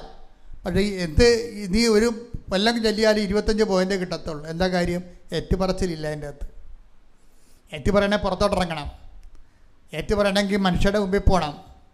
ഏറ്റുപറയണമെങ്കിൽ മനുഷ്യരുടെ മുമ്പിൽ നിന്ന് കിട്ടണ അപമാനങ്ങളെയൊക്കെ ഏൽക്കേണ്ടി വരും. ചിലപ്പോൾ കിട്ടും, ചിലപ്പോൾ കിട്ടത്തില്ല. പക്ഷേ അതിൻ്റെ പോയിൻ്റ് എത്രയുണ്ട്? 45 പോയിൻ്റാണ്. 45 ഏറ്റുപറച്ചിൽ 45 പോയിൻ്റാണ്. ഈ ഉടമ്പടി എന്തുകൊണ്ടാണ് കത്തി നിൽക്കുന്നത്? ഓരോ ദിവസവും പുതിയ സാക്ഷ്യങ്ങളുമായിട്ട് ഇത് മുന്നേറാൻ കാര്യം എന്താണ്? പുതിയ ആൾക്കാർ ഇൻവെസ്റ്റ് ചെയ്യുന്ന ഒരു ഇടിവെട്ട് പാർട്ടിയാണ് വരണം ഇപ്പം. അതായത് നിങ്ങൾക്കറിയാമല്ലേ, മാർത്തോമാ സഭയിൽ ബൈബിളല്ലാതെ അവർ വേറെ ഒന്നും അംഗീകരിക്കത്തില്ല. അതുകൊണ്ട് തന്നെയാണ് ആ ഒരു പാരമ്പര്യത്തിൽ നിന്ന് വന്നിട്ട് ഇന്ന് അവർ ഉടമ്പടിയിലേക്ക് വന്നിട്ട് ഉടമ്പടിയുടെ മുഴുവനോ അനുധാരികളെ അവർ നിവർത്തിയാക്കിയിട്ട് അവർ രണ്ടാമത്തെ കുഞ്ഞിനെയും പ്രസവിച്ച് കർത്താവിന് സാക്ഷ്യം പറഞ്ഞുകൊണ്ട് ഒരു ഡോക്ടർ വരുമ്പോൾ അതിൻ്റെ പിന്നിലുള്ളത് എന്താണ്? പ്രയോഗമാണുള്ളത്. അപ്പോൾ വിശ്വാസത്തിന് ഏറ്റുപറച്ചിൽ പോലെ തന്നെ മൂന്നാമത്തൊരു ഘടകമുണ്ട് വിശ്വാസത്തിൻ്റെ എക്സ്പ്രഷൻസിലെ. ഒന്നെന്താണ്? ആദ്യത്തേത് എന്താണ്? പ്രാർത്ഥന. അത് നമ്മളെല്ലാവരും ചെയ്യണതാണ്. 25% പോയിൻ്റാണ് അതിനുള്ളത്. രണ്ടാമത്തേത് എന്താണ്? പ്രഖ്യാപനം. അതിന് 45% ആണ്. എന്താണത്? യേശു കർത്താവാണെന്ന് മനുഷ്യരുടെ മുമ്പിൽ ഏറ്റുപറയുക. അതിൻ്റെ അകത്ത് പ്രസംഗമുണ്ട്, ഏറ്റുപറച്ചിലുണ്ട്. ഈ മാർത്തോമ ഡോക്ടർ പറഞ്ഞ എന്താ, പള്ളിയിൽ പോയിട്ട് അവിടെ ഞാൻ ചെല്ലുമ്പോൾ കുറച്ച് പത്രം അവിടെ ആ പള്ളി കെട്ടാണ്ടിരിക്കുകയാണ്. ഞാൻ അതെല്ലാം എടുത്ത് പള്ളിക്ക് ചുറ്റും നടന്ന് എല്ലാവർക്കും വിതരണം ചെയ്തിട്ട് ഈശോനെക്കുറിച്ച് പറഞ്ഞുകൊണ്ടിരുന്നെന്ന് അവരോട്. അതാണ് ഏറ്റുപറച്ചിലെന്ന് പറയണത്. അത് നിങ്ങളുടെ അടുക്കളയെ മൂലയ്ക്ക് ഇട്ടത്തിരുന്നുണ്ട് ഈ പിച്ചിമ്പയും പറഞ്ഞ പോലെ പ്രാർത്ഥിച്ചുകൊണ്ടിരിക്കുന്ന പരിപാടിയല്ല. ഈ സംഭവം ഇറങ്ങി പ്രവർത്തിച്ച് പുറത്തുള്ളവർക്ക് കർത്താവിൻ്റെ മുമ്പിൽ വിശ്വാസ പ്രഖ്യാപനം നടത്തുകയാണ് യേശു കർത്താവാണെന്ന്. ഉടമ്പടി ഇല്ലായിരുന്നെങ്കിൽ ഇങ്ങനെ ഒരു ഡോക്ടർ ഈ ഒരു വിശ്വാസത്തിലേക്ക് ഈ രീതി വരുക? ഒരിക്കലും വരത്തില്ല. ഇത്ര ഒത്തിരി പേര് ഈ മേഖലകളിൽ ഇപ്പോഴും വിശ്വാസത്തിൽ വളർന്നു വരുന്നുണ്ട്, വിശ്വാസ കൈമാറ്റത്തിലൂടെ വളരുന്നുണ്ട്, അവരുടെ അധികാരം വർദ്ധിച്ചു വരുന്നുണ്ട്. എൻ്റെ മക്കളെ, ഉടമ്പടി ഒരു ടൈം കഴിഞ്ഞാൽ നിങ്ങൾ അറിയാതെ തന്നെ നിങ്ങളുടെ അധികാരം വർദ്ധിക്കുന്നത് കാണാം. മൂന്നാമത്തെ സംഭവം എന്താണ്? ഒന്ന് വിശ്വാസം എക്സ്പ്രഷൻസ്, പ്രാർത്ഥന, that is profession of faith, prayer. രണ്ടാമത്തെ എന്താണ്? പ്രൊക്ലമേഷൻ ഓഫ് ഫെയ്ത്ത്, വിശ്വാസം ഏറ്റുപറയുക, അതിനാ പ്രഖ്യാപനം എന്ന് പറയണത്. മൂന്നാമത്തത് എന്താണ്? Practice of faith. എന്താണത്? വിശ്വാസ പ്രയോഗം. അതാണ് ഉപ്പെന്നൊക്കെ പറയണത്. വിശ്വാസ പ്രയോഗമാണ്. ഇപ്പോൾ ഡോക്ടർ പറഞ്ഞില്ലേ, ഞാൻ സ്കാനിങ് ടേബിളിൽ ചെല്ലുന്ന മുമ്പ് തന്നെ, അതിനെ കിടക്കണ മുമ്പ് തന്നെ ഞാൻ, എൻ്റെ കർത്താവേ, ഇനിയെല്ലാം ഞാൻ നിന്നെ ഏൽപ്പിക്കുന്നു, നീ കർത്താവാണെന്ന് ഞാൻ ഏറ്റു പറയുന്നു, ഉപ്പിട്ട് വിശ്വാസപ്രമാണം ചെല്ലും. പ്രയോഗമാണത്. അതാണ് പ്രയോഗം എന്ന് പറയണത്. ഉടമ്പടി പ്രയോഗങ്ങൾ കൂടുതലാണ്. ഉടമ്പടി തൈലം എന്തിനുള്ളതാണ്? പ്രയോഗത്തിനുള്ളതാണ്. ഉടമ്പടി ഉപ്പെന്തിനാണ്? വിശ്വാസ പ്രയോഗത്തിനുള്ളതാണ്. നമ്മുടെ കൂദാശകളെല്ലാം ഇത് ഫോളോ ചെയ്യുന്നുണ്ട്. ശരിക്കും ദൈവശാസ്ത്രത്തിൽ ഇതിന് വസ്തുവും ട്യൂബവും എന്ന് പറയും. എല്ലാ കൂദാശകൾക്കും വസ്തുവുണ്ട്. ചെയ്യാനുള്ളതാണ് വസ്തു, ചെല്ലാനുള്ളതാണ് രൂപമെന്ന് പറയണത്. ഉപ്പ് ഇടുമ്പോൾ അത് വസ്തുവാണ്. ഉപ്പിട്ടിട്ട് നമ്മൾ ചെല്ലണത് എന്താണ്? അതിൻ്റെ രൂപം എന്താ? വിശ്വാസപ്രമാണമാണ്. അതെന്താ? വിശ്വാസപ്രമാണത്തിൻ്റെ ജിസ്റ്റ് എന്താണ്? യേശു കർത്താവാണ്. അതാണ് നമ്മൾ പറയണത്. യേശു കർത്താവെന്ന് പറയുന്നതിൻ്റെ ബ്രോഡർ ഫോമാണ്, വലിയ ഫോമാണ് വിശ്വാസപ്രമാണം. അല്ല, വിശ്വാസപ്രമാണം ചൊല്ലി തീർക്കരുത്. വിശ്വാസപ്രഖ്യാപനം അത് പ്രഖ്യാപനമാണ്. ഓരോ വിശ്വാസപ്രമാണം ചെല്ലുമ്പോഴും പറയുമ്പോഴും നമ്മുടെ മനസ്സിൽ പറയണം എന്താണ്? യേശു കർത്താവാണ്, യേശു കർത്താവാണ്. ആ പ്രയോഗമാണ്. ഇപ്പം തന്നെ നമ്മൾ ആദ്യം കണ്ട കൊച്ചിൻ്റെ പേരെന്നാ? ബിജി സാബു അല്ലേ? ഇടയ്ക്ക് വെച്ച് നിന്ന് പോയില്ലേ അത്? ബിജു സാബുവിൻ്റെ പ്രശ്നം എന്താണ്? ഭർത്താവിന് അറ്റാക്കാണ്. അവിടെ വീട് ചെളിക്കുണ്ടി കിടക്കുകയാണ്. ഒരു നെഞ്ചുവേദന വന്നാൽ കയറി 50 മീറ്റർ മറ്റേ മുകളിൽ ചെന്നിട്ട് വേണം വണ്ടി കിട്ടുക. അത് നടക്കത്തില്ല. ഒരു പ്രാവശ്യം കയറിയത് അവൾ പറയുന്നത് ദൈവം കയ്യിലെടുത്തുകൊണ്ട് മാത്രം മലമുകളിൽ ചെന്ന് റോഡിൽ കയറിയതാണെന്ന്. അപ്പോൾ ഇനി സഹിക്കാൻ പറ്റത്തില്ല. അപ്പോൾ അവൾ എന്ത് ചെയ്ത്? അവൾ ആ ഉപ്പ് കൊണ്ടുപോയി ആ ചതുപ്പിലിട്ട്, അമ്മേ ഇവിടുന്ന് ഞങ്ങളെ കൊണ്ടുപോകണമെന്ന് പറഞ്ഞു. എന്നൊരു വിശ്വാസപ്രമാണം ചെല്ലും. ആ സ്ഥലത്ത് മുഴുവനും ഉപ്പ് തളിച്ചിട്ട് വിശ്വാസപ്രമാണം ചെല്ലും, അമ്മേ ജീവിക്കാൻ മാർഗ്ഗം, ഇവിടെ കിടന്ന് ഞങ്ങളെ ഇല്ലായ്മയായിപ്പോവും, ഞങ്ങളെ കൊണ്ടുപോകണമെന്ന് പറയും. അപ്പോൾ എത്രയോ വർഷമായി അവരവിടെ ജീവിക്കണത്. ഇപ്പോൾ ഉടമ്പടി എടുത്തപ്പോൾ എന്ത് പറ്റി? പിറ്റേ ആഴ്ച ആ സാധനം വിറ്റുപോയി. വിറ്റുപോയിട്ട് അവർ സന്തോഷത്തോടെ പറയുന്ന വേറൊരു കാര്യമുണ്ട്. അമ്മ ഞങ്ങൾക്ക് റോഡിൻ്റെ അരികിലൊരു സ്ഥലം തന്നെന്ന് പറയും. അമ്മ ഞങ്ങൾക്ക് റോഡിൻ്റെ അരികിലൊരു സ്ഥലം തന്ന്, സമാധാനമായി. ഇനിയിപ്പോൾ കയറി വരേണ്ട സമയം എടുക്കത്തില്ലല്ലോ. പിന്നെ എൻ്റെ ഒരു ബന്ധുവിന് വീടില്ലായിരുന്നു. അപ്പോൾ എനിക്കും വീട് ഇല്ലാതിരിക്കുകയായിരുന്നു. അപ്പോൾ വീടില്ലാത്തതിൻ്റെ വേദന എനിക്കറിയാം. അതുകൊണ്ട് ഞങ്ങൾ വിറ്റ കാശിനകത്ത് കുറച്ച് അവർക്ക് കൊടുത്ത് അവർക്കും വീട് സ്ഥലമായെന്ന് പറഞ്ഞു. അപ്പോൾ അതിൻ്റെ സന്തോഷത്തോടെയാണ് അവർ പറയണത്. അതാണ് തന്നെ അത് പറയണത്, ഒരു സന്തോഷത്തോടെയാണ്. അവർ വളർന്ന്, ശരിക്കും ഉടമ്പടിയിൽ വളർന്നു. വീടില്ലാത്തതിൻ്റെ വേദന നമുക്കറിയാമല്ലോ. അപ്പം അതുകൊണ്ട് അവർക്ക് വീട് സ്ഥലമില്ലാഞ്ഞ കാരണം ഇതിൽ നിന്ന് കുറേ കാശ് അവർക്ക് കൊടുത്ത് അവർക്കും വീട് സ്ഥലവുമായി. അമ്മ ഞങ്ങൾക്ക് റോഡ് സൈഡിലൊരു സ്ഥലവും തന്നു. എന്നിട്ട് ഞങ്ങളവിടെ വെള്ളം കുഴിക്കാൻ വേണ്ടി നോക്കിയപ്പോൾ 500 അടി കുഴിച്ചിട്ടും വെള്ളം കിട്ടിയില്ല. മലയല്ലേ ഇത്, നമ്മളെ പോലെ തീരദേശത്തെ പോലെ 6 അടിയിൽ വെള്ളമില്ലല്ലോ. തീരദേശത്ത് ചാവടക്കാൻ പോലും എന്ത് പാടാ, 3 അടി കുഴിക്കുമ്പോൾ തന്നെ വെള്ളം വരും. അപ്പോൾ ഞാൻ ഇരുന്ന പള്ളികളിലൊക്കെ ഭയങ്കര കഷ്ടപ്പാടായിരുന്നു. ഇങ്ങനെ പിണം വെച്ചിട്ട് കോരിപ്പറ്റിക്കും കുഴിയിൽ നിന്ന് വെള്ളം. അപ്പോൾ അതുവരെ അച്ഛൻ ഇങ്ങനെ പ്രാർത്ഥിച്ചുകൊണ്ട് നിൽക്കും. ഈ കുഴിയിലെ വെള്ളം മുഴുവനും വർഷകാലത്തെ നമ്മൾ മഴയത്ത് അടക്കാൻ ചെല്ലുമ്പോൾ ബക്കറ്റ് വെച്ച് കോരിപ്പറ്റിക്കും. ചിലപ്പോൾ അരമണിക്കൂറൊക്കെ എടുക്കും. നല്ല വെള്ളമാണ്, എല്ലായിടത്തും വെള്ളമല്ലേ. പക്ഷേ അവിടെ ഹൈ റേഞ്ചിലൊക്കെ ഉണ്ടാകുന്നൊരു കുഴപ്പം വെച്ചാൽ 500 അടി താത്തിയിട്ടും വെള്ളമില്ല, പാറപ്പൊടി തന്നെയാണ് വരുന്നത്. അപ്പോൾ അവർക്ക് പെട്ടെന്നൊരു ചങ്ക് പിടച്ചിൽ വന്ന്, എന്നാലും അവർ വിചാരിച്ചു ഉടമ്പടി ഉപ്പുണ്ടല്ല. അതാണ് വിഷയം. ആ ഹൃദയശുദ്ധത എന്ന് പറഞ്ഞാൽ കണ്ടില്ലേ, 85,000 രൂപ ചിലവായി ഈ ട്യൂബ് കയറ്റിയപ്പോൾ.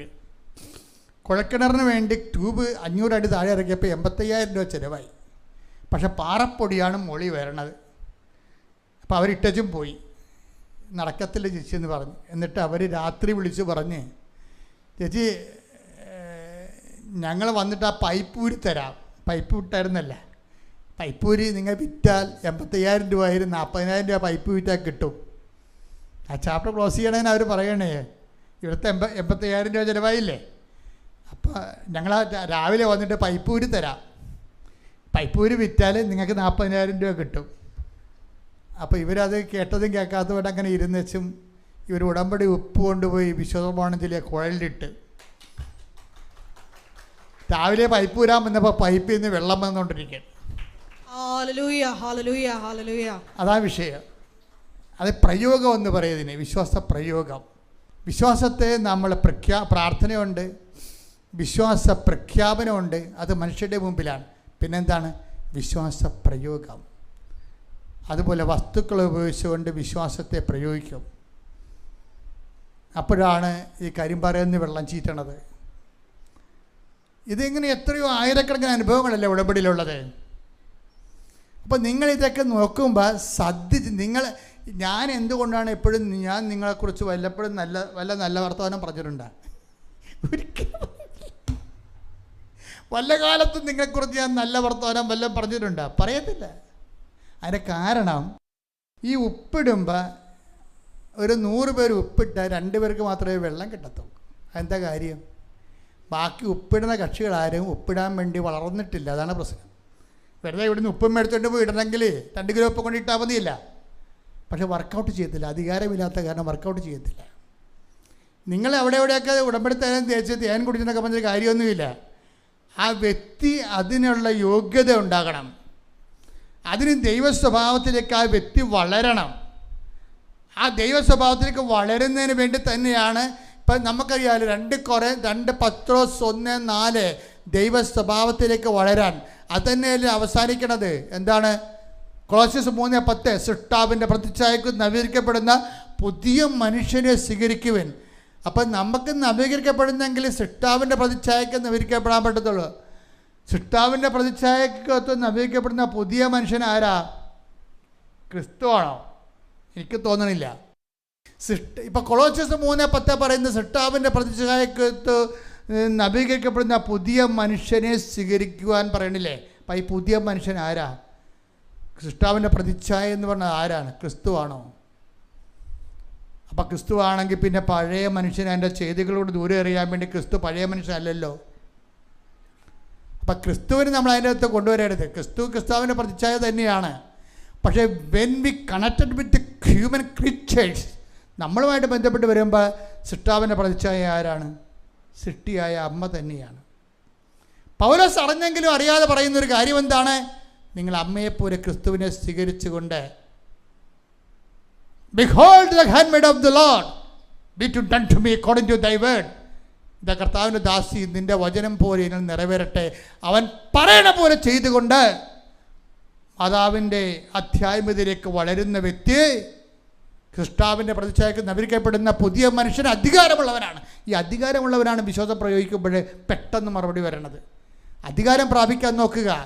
ഉപ്പും അതുപോലെ തന്നെയുള്ള നേർച്ച വസ്തുക്കളൊക്കെ ഉടമ്പടി തൈലൊക്കെ ഉപയോഗിക്കണ മുമ്പ് കർത്താവിൻ്റെ വചനത്തിൽ വിശുദ്ധീകരിച്ചുകൊണ്ട് സൃഷ്ടാവിൻ്റെ പശ്ചാത്തലത്തിൽ ഉയരുന്ന അധികാരമുള്ള മനുഷ്യനെ പോലെ വളരുക. ശ്രദ്ധിക്കട്ടെ. ഹല്ലേലൂയ.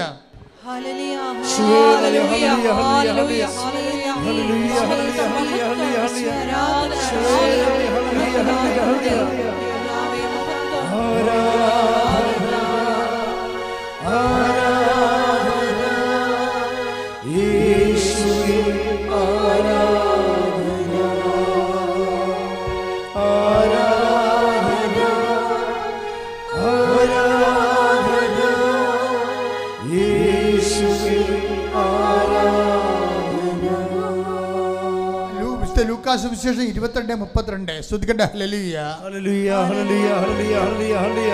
യേശുവേ നന്ദി. ഹല്ലേലൂയ ഹല്ലേലൂയ. യേശുവേ ആരാധന ആരാധന. യേശുവേ മഹത്വം മഹത്വം മഹത്വം മഹത്വം. ഹല്ലേലൂയ ഹല്ലേലൂയ ഹല്ലേലൂയ ഹല്ലേലൂയ. ലൂക്ക 22:32. എന്നാൽ നിന്റെ വിശ്വാസം ക്ഷയിക്കാതിരിക്കാൻ ഞാൻ നിനക്ക് വേണ്ടി പ്രാർത്ഥിച്ചു. നീ തിരിച്ചു വന്ന് നിന്റെ സഹോദരനെ ശക്തിപ്പെടുത്തണം. ഈ ലെവലാണ് അധികാരത്തിന്റെ ലെവൽ എന്ന് പറയുന്നത്. നീ ദൈവത്തിലേക്ക് തിരിച്ചു വന്നിട്ട് എന്ത് ചെയ്യണം? നിന്റെ സഹോദരനെ ശക്തിപ്പെടുത്തണം. അതാണ് ആ ചേച്ചി ചെയ്തത്. ചേർത്തല ചേച്ചി, മകളെ അമ്മമാർക്ക് രണ്ടുപേർക്ക് വേണ്ടെങ്കിലും നിൻ്റെ പ്രസവം ഞാനെടുക്കും, പക്ഷെ കർത്താവിന് വേണ്ടി നമുക്ക് കുഞ്ഞിനെ വളർത്തും. അതാണ് ശക്തിപ്പെടുത്താൻ. കണ്ടില്ലേ? നീ എഴുന്നേറ്റ് നിന്ന് നീ തിരിച്ചു വന്ന് നിൻ്റെ സഹോദരനെ ശക്തിപ്പെടുത്തുകയും. അപ്പോൾ കർത്താവ് നമുക്ക് നൽകിയ ഒരു സംഭവമാണ്. എനിക്ക് ഈ കത്തോലിക്ക സഭയെക്കുറിച്ച് ഭയങ്കര സങ്കടങ്ങളുള്ള ഒരാളാണ്. ഒരു സങ്കടം എന്ന് പറയുന്നത്, ലോകത്തിലെ ഏറ്റവും ശക്തമായ ഒരു സഭയാണിത്. ലോകത്തിലെ ഏറ്റവും ശക്തമായ സഭ. രക്ഷകരും വൈദികരും സിസ്റ്റേഴ്സും ഒക്കെ ഉണ്ട്. പക്ഷെ കർത്താവ് പറഞ്ഞ കാര്യങ്ങൾ, സഹോദരനെ ശക്തിപ്പെടുത്തുക, കർത്താവിനെ അറിയാത്ത അറിയിക്കുക, അറിഞ്ഞവരെ ആഴപ്പെടുത്തുക, സുവിശേഷം കൈമാറുക എന്നൊരു വിഷയത്തിൽ സഭയിൽ ഭയങ്കരമായ ആസ്തിഭദ്രതയും അതുപോലെ തന്നെ ശുശ്രൂഷ സംവിധാനങ്ങളുണ്ട്. പക്ഷെ ആത്മാക്കളുടെ വീണ്ടെടുപ്പിനും ക്രിസ്തുവിനെ കൈമാറുന്നതിനും ക്രിസ്തുവിൽ വളർത്തുന്നതിനും വേണ്ടി അഭിഷേകം ചെയ്യപ്പെട്ടവർ വേറെ പല കാര്യങ്ങളും ചെയ്യുന്നു. അതാണ് പ്രശ്നം. നമ്മുടെ ദ്രവ്യനഷ്ടം, നമ്മുടെ ചൈതന്യനഷ്ടം, കൃപാനഷ്ടം എന്ന് പറയുന്നത് നിസ്സാരമല്ല. ശരിക്കും പറഞ്ഞാൽ ക്രിസ്തുവിന് വേണ്ടി അഭിഷേകം ചെയ്യപ്പെട്ടവരെ, ക്രിസ്തുവിനെ കൈമാറാനും ക്രിസ്തുവിൽ വളർത്താനും വേണ്ടി അഭിഷേകം ചെയ്യപ്പെട്ടവരെ അവരുടെ അഭിരുചിക്ക് അനുസരിച്ച് കൊണ്ട് അവർ ഓരോരോ വിഷയങ്ങളിൽ ഇടപെട്ടുകൊണ്ട് അവസാനം വരുമ്പോൾ ഇവരെല്ലാവരും ഒരേ സമയം ക്രിസ്തുവിനെ കൈമാറാനും ക്രിസ്തുവിൽ തളർന്നിരിക്കുന്നവരെ ഇതുപോലെ ശക്തിപ്പെടുത്താനും കഴിഞ്ഞെങ്കിൽ ഈ ലോകത്തെ മാറ്റിമറിക്കാൻ വേണ്ടി നമുക്ക് വെറും 12 കൊല്ലം മതി. അതുകൊണ്ട് തന്നെ സഭയെന്ന് പറയുന്ന ഏറ്റവും ഉത്തുംഗമായ, ഏറ്റവും ദൈവദത്തമായ സംവിധാനത്തിൻ്റെ ക്രിസ്തു കൈമാറ്റത്തിൻ്റെ ശക്തി മിഷനും വർദ്ധിക്കാൻ വേണ്ടി ഇടിമുഴക്കം പോലെ ശ്രദ്ധിക്കട്ടെ. ഹല്ലേലൂയ. ഹല്ലേലൂയ. ഹല്ലേലൂയ. ഹല്ലേലൂയ.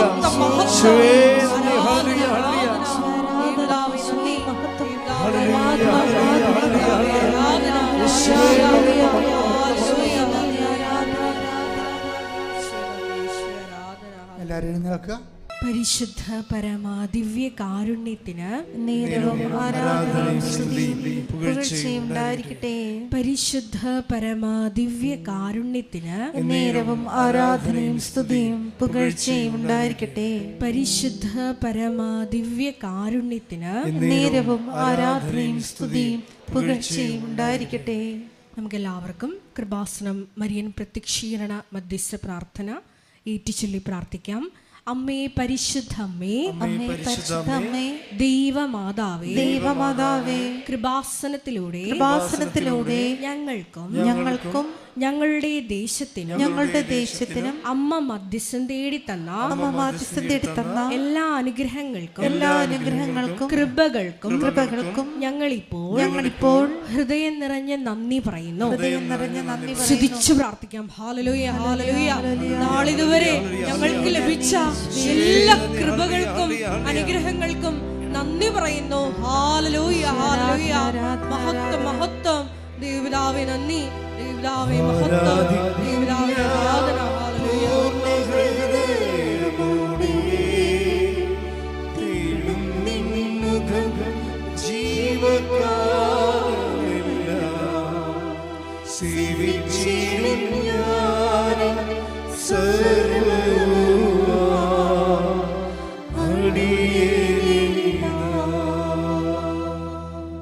പരിശുദ്ധ പരമ ദിവ്യ കാരുണ്യത്തിന് നേരവും ആരാധനയും സ്തുതിയും പുകഴ്ചയും ഉണ്ടായിരിക്കട്ടെ. പരിശുദ്ധ പരമ ദിവ്യ കാരുണ്യത്തിന് നേരവും ആരാധനയും സ്തുതിയും പുകഴ്ചയും ഉണ്ടായിരിക്കട്ടെ. പരിശുദ്ധ പരമ ദിവ്യ കാരുണ്യത്തിന് നേരവും ആരാധനയും സ്തുതിയും പുകഴ്ചയും ഉണ്ടായിരിക്കട്ടെ. അമ്മേ പരിശുദ്ധ അമ്മേ, അമ്മേ പരിശുദ്ധ അമ്മേ, ദൈവമാതാവേ, ദൈവമാതാവേ, 2004 ഡിസംബർ 7-ാം തീയതി 2004 ഡിസംബർ 7-ാം തീയതി ഉച്ചകഴിഞ്ഞ് 2:30 കൃപാസനത്തിൽ സംഭവിച്ച അമ്മയുടെ പ്രത്യക്ഷപ്പെടലിനെ കുറിച്ച് തിരുസഭയ്ക്ക് സമർപ്പിച്ചിരിക്കുന്ന പഠനരേഖകളുടെ മേൽ വസ്തുനിഷ്ഠവും ദൈവശാസ്ത്ര വിധി പ്രകാരമുള്ളതുമായ അന്വേഷണ പഠനങ്ങൾ നടത്തി ആ പ്രത്യക്ഷപ്പെടലിലൂടെ പ്രകടമായ ദൈവമാതാവിന്റെ പ്രത്യേക കരുതലും സംരക്ഷണവും വെളിപ്പെടുത്തുന്ന പീഡിതരുടെ ആശ്വാസവും പ്രവാചകന്മാരുടെ രാജ്ഞിയും വാഗ്ദാനത്തിന്റെ പേടകവും പ്രപഞ്ച പ്രകൃതിയുടെ മാതാവുമായ പരിശുദ്ധ അമ്മയുടെ ഭക്തി തിരുസഭയിൽ കൂടുതൽ പ്രചരിച്ച് ജീവിതത്തിന്റെ ദുരിത ദുരന്ത അവസ്ഥകളിൽ അകപ്പെട്ട് കഴിയുന്ന അനേകായിരം മക്കൾക്ക് ദൈവത്തിന്റെ സാന്നിധ്യവും സന്ധിപ്പും കൂടുതൽ അനുഭവിക്കുക വഴി ആത്മീയ വിശുദ്ധിയും ദൈവശക്തിയും കൈവരിക്കുവാൻ ഞങ്ങളുടെ കുടുംബങ്ങളെ ഇടയാക്കണമേ. സ്തുതിച്ചു പ്രാർത്ഥിക്കാം. Hallelujah, hallelujah. മരിയനോട് ഉടമ്പടി എടുത്ത് പ്രാർത്ഥിക്കുന്ന ഞങ്ങളുടെ കുടുംബങ്ങളെ വിശുദ്ധീകരിക്കണമേ എന്ന് പ്രാർത്ഥിക്കുന്നു, ശക്തീകരിക്കണമേ എന്ന് പ്രാർത്ഥിക്കുന്നു, ആത്മാവാൽ വഴി നടത്തണമേ എന്ന് പ്രാർത്ഥിക്കുന്നു, സാക്ഷികളാക്കി ഉയർത്തണമേ എന്ന് പ്രാർത്ഥിക്കുന്നു, വലിയ വലിയ ദൈവാനുഭവങ്ങൾ നൽകണമേ എന്ന് പ്രാർത്ഥിക്കുന്നു. Hallelujah, hallelujah. മഹത്വം, മഹത്വം. ആരാധന, ആരാധന.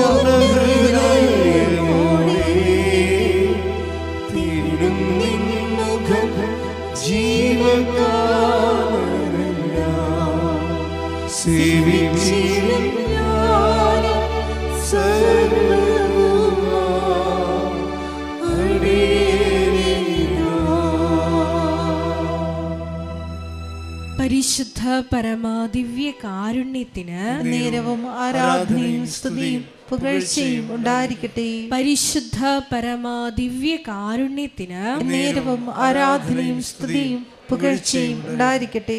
പരിശുദ്ധ പരമാദിവ്യ കാരുണ്യത്തിന് നേരവും ആരാധനയും സ്തുതിയും പുകഴ്ചയും ഉണ്ടായിരിക്കട്ടെ. അമ്മേ പരിശുദ്ധ അമ്മേ, അമ്മേ പരിശുദ്ധ അമ്മേ, ഭൂസ്വർലോകങ്ങളുടെ രാജ്ഞിയായ അങ്ങേയ്ക്ക് ഭൗമ സംരക്ഷണത്തിനായി പ്രപഞ്ച പ്രകൃതിയെ തന്നെ തിരുസഭ പ്രതിഷ്ഠിക്കുവാൻ ഈ പ്രത്യക്ഷീകരണം വഴി ഇടയാക്കണമേ. പരിശുദ്ധ അമ്മേ, ജപമാല മാതാവേ, സകല കൃപാസനം പ്രാർത്ഥനകളോടും ചേർത്ത് ഞങ്ങളിപ്പോൾ പ്രാർത്ഥിക്കുന്ന ഈ സമൂഹത്തിന്റെ പ്രത്യേക നിയോഗങ്ങളും മൗനമായിട്ട് നമ്മുടെ വ്യക്തിപരമായ പ്രാർത്ഥനാ വിഷയങ്ങളും സമാനമായിട്ടുള്ള ജീവിത ദുരിതങ്ങളിലൂടെ കടന്നു പോകുന്ന മക്കളെയും കൃപാസനത്തിൽ ജീവനോടെ പ്രത്യക്ഷയായ ദൈവമാതാവിൻ്റെ മധ്യസ്ഥതയിൽ ദിവ്യകാരുണ്യ സന്നിധിയിൽ സമർപ്പിച്ച് നമുക്കൊരു നിമിഷം മൗനമായി പ്രാർത്ഥിക്കാം.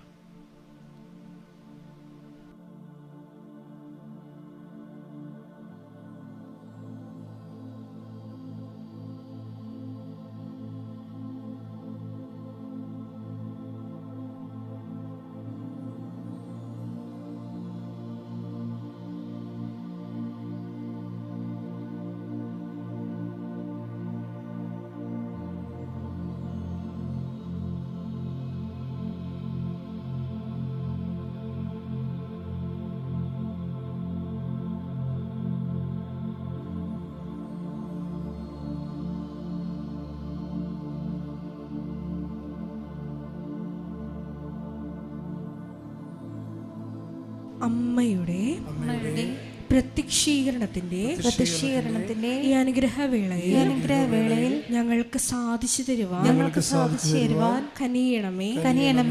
ആമേൻ. നമുക്കെല്ലാവർക്കും എഴുന്നേറ്റ് നിൽക്കാം. ഗായക സംഘത്തോട് ചേർന്ന് കരങ്ങളടിച്ച് ദൈവസ്നേഹത്തോടെ സന്തോഷത്തോടെ ദൈവത്തെ മഹത്വപ്പെടുത്തിക്കൊണ്ട് പാടി പ്രാർത്ഥിക്കാം.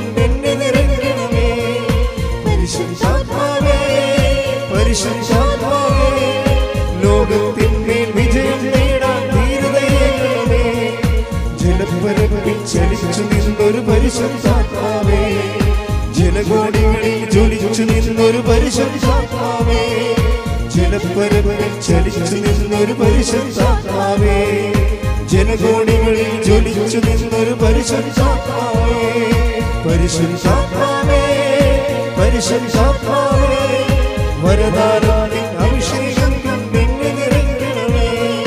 പരിശുദ്ധാത്മാവേ, പരിശുദ്ധാത്മാവേ, ലോകത്തിന്മേൽ വിജയം നേടാൻ ധീരതയേകണമേ. സ്തുതിക്കട്ടെ. ഹല്ലേലൂയ, ഹല്ലേലൂയ, ഹല്ലേലൂയ, ആത്മാവേ അഭിഷേകമായി എല്ലാ ജീവിതാവസ്ഥകളിലേക്കും ആത്മാവിന്റെ ശക്തി അയച്ചുകൊണ്ട് ഞങ്ങളുടെ ജീവിതങ്ങളെ ക്രമപ്പെടുത്തണമേ, രൂപപ്പെടുത്തണമേ. Hallelujah, hallelujah. മഹത്വം, മഹത്വം, ആരാധന, ആരാധന. പിതാവേ നന്ദി, പിതാവേ മഹത്വം, പിതാവേ ആരാധന.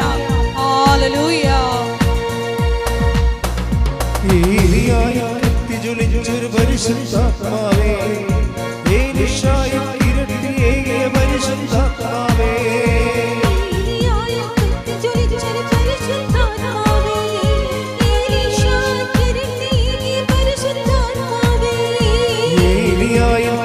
ജ്വലിച്ചൊരു പരിശുദ്ധാത്മാവേ ഏലീശായിൽ ഇരട്ടിയേകിയ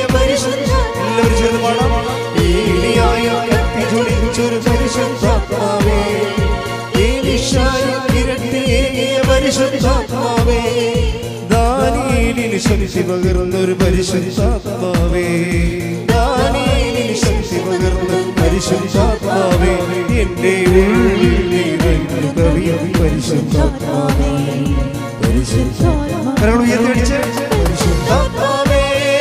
പരിശുദ്ധാത്മാവേ വരദാനത്തിൻ അഭിഷേകത്തിൽ എന്നെ നിറയ്ക്കണമേ പരിശുദ്ധാത്മാവേ പരിശുദ്ധാത്മാവേ ലോകത്തിൻ്റെ വിജയം നേടാൻ ഉടമ്പടിയിലെ ആവേശത്തിലുമായി വളരാൻ വേണ്ടി കർത്താവ് ഈ നിമിഷം വരെ നമ്മളോട് വ്യത്യസ്തമായ രീതികളിൽ സംസാരിക്കുകയായിരുന്നു. ഉടമ്പടി ജ്വലിച്ചു നിന്ന ഒരാഴ്ചയാണ് കടന്നു പോണത്. വരാൻ പോകുന്നത് ഇതിനേക്കാൾ വലിയ ദൈവികമായ ശക്തി അടയാളങ്ങളുള്ള ദിവസങ്ങളാണ്. നിങ്ങൾ പോകുന്നിടത്തെല്ലാം കർത്താവിനെയും കൊണ്ട് പോവുക. നിങ്ങൾ കൊടുക്കുന്നിടത്തെല്ലാം കർത്താവിനെ കൊടുക്കുക. പരിശുദ്ധാമ്മ ക്രിസ്തുവിനെ സ്വീകരിച്ചുകൊണ്ട് ക്രിസ്തുവിനെ വയറ്റിലിട്ട് വളർത്തി വീട്ടിൽ നിർത്തി വളർത്തി ക്രിസ്തുവിനെ പിതാവിൻ്റെ തിരുമനസ്സിനെ കൈയേൽപ്പിച്ചുകൊണ്ട് രക്ഷണീകൃതം പൂർത്തിയാക്കിക്കൊണ്ട് ലോകത്തിൻ്റെ വീണ്ടെടുപ്പിന് വേണ്ടി ക്രിസ്തുവിനെ കൈമാറുന്ന അപ്പോസ്തലന്മാരോട് സഹകരിച്ചുകൊണ്ട് ഭൂമിയിൽ ദൈവത്തിൻ്റെ പദ്ധതിയായ പരിശുദ്ധ മറിയാം ഞങ്ങൾക്ക് വേണ്ടി മധ്യസ്ഥം വഹിക്കുന്നു. മറിയത്തോട് ചേർന്നുകൊണ്ട് വിശ്വാസ കൈമാറ്റത്തിന്റെ വലിയ കാലഘട്ടത്തെ നമുക്ക് ഒരുമിച്ച് പങ്കിടാം. ശ്രുതികട ഹല്ലേലൂയ ഹല്ലേലൂയ ഹല്ലേലൂയ ഹല്ലേലൂയ ഹല്ലേലൂയ ശ്രീ ആരാധന ആരാധന ശ്രീ നന്ദി മഹത്വം മഹത്വം മഹത്വം മഹത്വം. അച്ഛൻ പ്രാർത്ഥിച്ചുകൊണ്ടിരിക്കുമ്പോൾ കൈകൾ നെഞ്ചത്ത് വെച്ചാൽ മാത്രം മതി. ഞാൻ എല്ലാ വിഷയവും സമർപ്പിച്ച് പ്രാർത്ഥിക്കാം.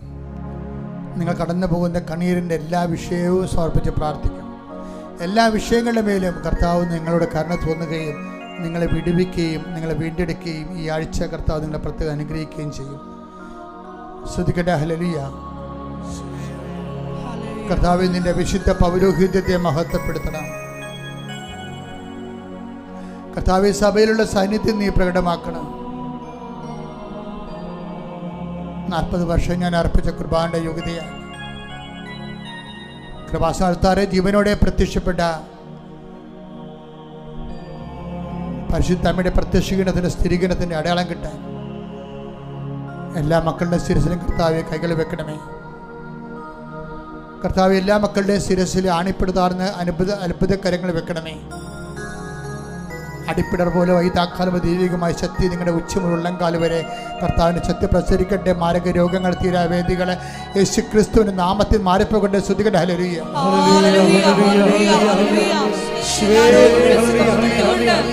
നാമത്തെ ആരാധനയിലൂടെ വീണ്ടും വീണ്ടും മഹത്വപ്പെടുത്തണമേ.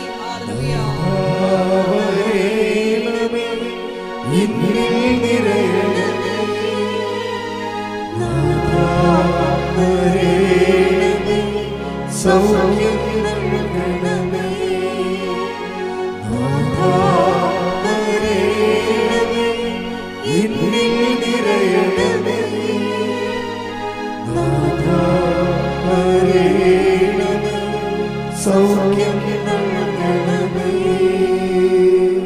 കർത്താവ് ജോലിയില്ലാത്തവരുടെ ദിവസം കണ്ണീരോടെ പ്രാർത്ഥിക്കുന്നുണ്ട്. ഈശോയെ, മക്കളെ കൊടുത്ത് ആവരാതി കൊള്ളുന്നവരും അവരുടെ ജോലി നഷ്ടപ്പെട്ടവരും അവർ തിരിച്ചു പോകാൻ പോകുന്നവരും അവിടെ കണ്ണുനീര് നീ കയ്യിലെടുക്കണമെന്ന് ഏറ്റെടുക്കണമെന്ന് പ്രാർത്ഥിക്കുന്ന കർത്താവെ,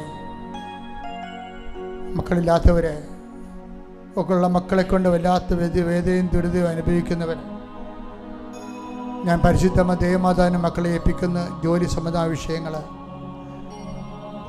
സ്ഥല സംബന്ധമായ കാര്യങ്ങൾ, വീടില്ലാത്ത അവസ്ഥകൾ,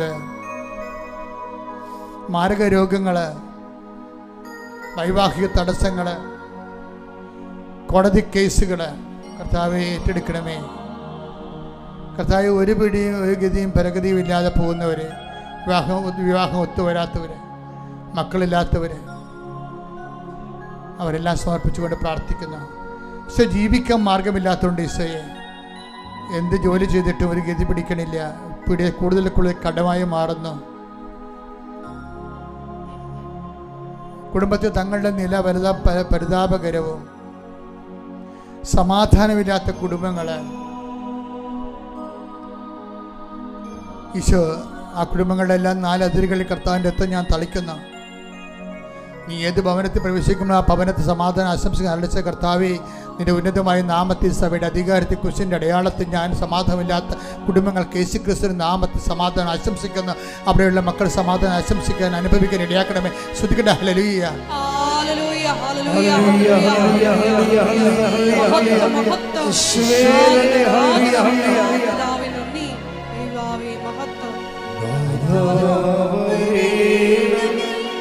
എന്നിൽ നിറയണമേ, നാഥാ വരേണമേ, സൗഖ്യം നൽകണമേ, നാഥാ വരേണമേ, എന്നിൽ നിറയണമേ, നാഥാ വരേണമേ, സൗഖ്യം നൽകണമേ.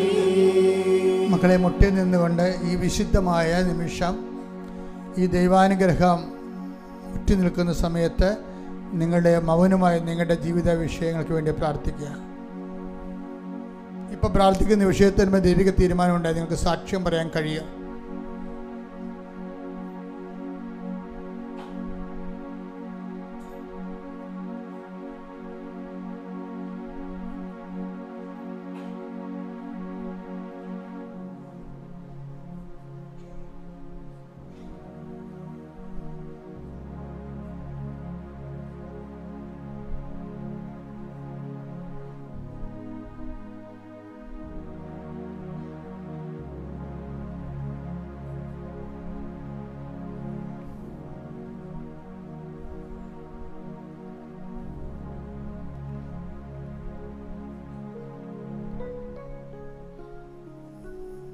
പ്രിയമുള്ള ഒരു ചെറിയ അറിയിപ്പുകൾ. ചിലർ ചെയ്യാൻ പറ്റാത്ത ചില കാര്യങ്ങൾ ചെയ്യുന്നുണ്ട്. അതിലൊന്ന്, വിദേശത്തുള്ളവരുടെ പേരിൽ കള്ള ഉടമ്പടി എടുത്തിട്ട് അവർക്ക് നേർച്ച വസ്തുക്കൾ അയച്ചു കൊടുക്കുന്നു. അതൊരിക്കലും ചെയ്യരുത്. അച്ഛനെയാണ് ഈശോ ഉടമ്പടി തന്നത്. ഇപ്പം ഞാൻ പറയണതാണ് ഉടമ്പടിയുടെ ദൈവിക പ്രമാണമെന്ന് പറയണത്. ഞാൻ പറയുന്നതിനെതിരെ നിങ്ങൾ ചെയ്താൽ അത് വെളുക്കാൻ തേക്കണ പാണ്ടാകും. ആ വ്യക്തിയാണ് ഉടമ്പടി എടുക്കുന്നത്. ഇത് തീർത്ഥാടന ഉടമ്പടിയാണ് കൃപാസനത്തിൽ വന്ന് എടുക്കുന്നത്. വിദേശത്തുള്ളൊരു ഓൺലൈൻ ഉടമ്പടിയാണ് എടുക്കേണ്ടത്. അവർ നാട്ടിൽ വരുമ്പോഴാണ് ഉടമ്പടി എടുക്കുന്നത്. എപ്പോഴും നിങ്ങൾ സത്യസന്ധത പാലിക്കണം. നിങ്ങളുടെ ഉടമ്പടി പേപ്പർ കൈമാറാൻ പാടില്ല, ആർക്കും കൊടുത്തു വിടരുത്. ചിലർ ഉടമ്പടി പേപ്പർ കട്ടെടുത്തുകൊണ്ട് വന്ന് ഇവിടെ അച്ഛനെ കാണാനുള്ള ചീട്ടൊക്കെ മേടിക്കാറുണ്ട്. ഇപ്പം എങ്ങനെയായാലും ഇവിടെ വരുമ്പോൾ അച്ഛനെ അറിയാൻ പറ്റുമോ? അത് അങ്ങനെയൊന്നും ചെയ്യരുത്. അച്ഛനെ കാണുന്ന ഉടമ്പടിയുടെ ഒരു വിഷയമല്ല. നിങ്ങൾ അച്ഛനെ കാണാൻ ആഗ്രഹിക്കുന്നവർ ദൈവത്തെ കാണാൻ ഇഷ്ടപ്പെടാത്തവരാണ്. ഇതിൻ്റെ അപ്പുറത്ത് എന്താ പറയണത്? അച്ഛനെ കാണാൻ വേണ്ടി ഇടിവെക്കുന്ന ആൾക്കാർ ദൈവത്തെ കാണാൻ ഇഷ്ടപ്പെടാത്തവരാണ്. അവർക്ക് ചുളിവിൽ പുറംവാതിലൂടെ പെട്ടെന്ന് എന്തെങ്കിലും ഒപ്പിച്ചെടുക്കണം. എന്നിട്ട് അവർക്ക് തോന്നിയ പോലെ വൃത്തികെട്ട ജീവിതം പഴയതുപോലെ തുടരണം. അങ്ങനെ കുറേ ആൾക്കാരുണ്ട്. അതൊന്നും ആശാസ്യമായ കാര്യങ്ങളല്ല. ഏറ്റവും ഗൗരവതരമായ വിഷയങ്ങൾ സത്യസന്ധമായി ഉടമ്പടി ജീവിക്കുന്നവരെ അച്ഛൻ കാണുന്ന ഒരു ദിവസം 300 പേരൊക്കെയാണ് കാണുന്നത്. എനിക്കറിയാമല്ലോ, ഇന്നലെ 300 പേരെ കണ്ടു. കഴിഞ്ഞ ദിവസങ്ങളിൽ ഇതെല്ലാം ഇത്രയും ആളാണ് കാണുന്നത്. ആൾക്കാരെ കാണും. പക്ഷെ ഉടമ്പടി എന്ന് പറഞ്ഞാൽ അച്ഛനെ കാണാനുള്ള ചീട്ടല്ല. ഉടമ്പടി അച്ഛനെ കാണുന്നതായിട്ട് ബന്ധവുമില്ല. പിന്നെ ഇത് ഉടമ്പടി ധ്യാന കേന്ദ്രമായതുകൊണ്ട് അച്ഛനെ കാണുന്നെങ്കിൽ ഉടമ്പടി എടുക്കണമെന്നുള്ളത് സ്വാഭാവികമായൊരു കാര്യമാണ്. അപ്പം എപ്പോഴും നമ്മൾ ശ്രദ്ധിക്കണം ആ വിഷയം.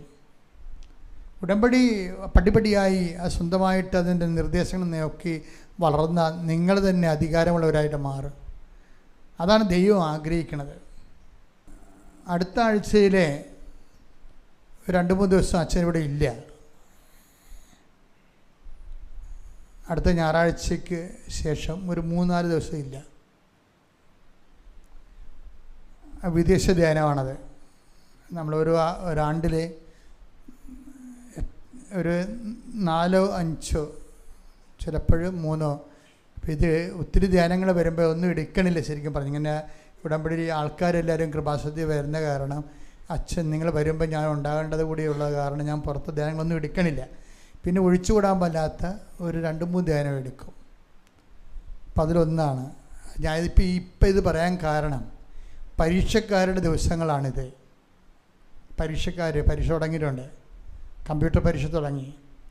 പരീക്ഷക്കാരെപ്പോഴും നിർദ്ദേശം എന്ന് പറയണത് അവരുടെ കയ്യിൽ ഹോൾ ടിക്കറ്റ് ഉണ്ടാകണം.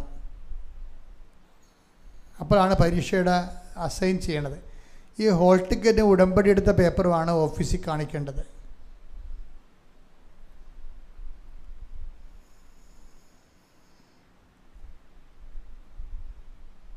ഉടമ്പടി എടുത്ത പേപ്പറും ഹോൾ ടിക്കറ്റും കൂടിയാണ് ഓഫീസിൽ കാണിക്കേണ്ടത്.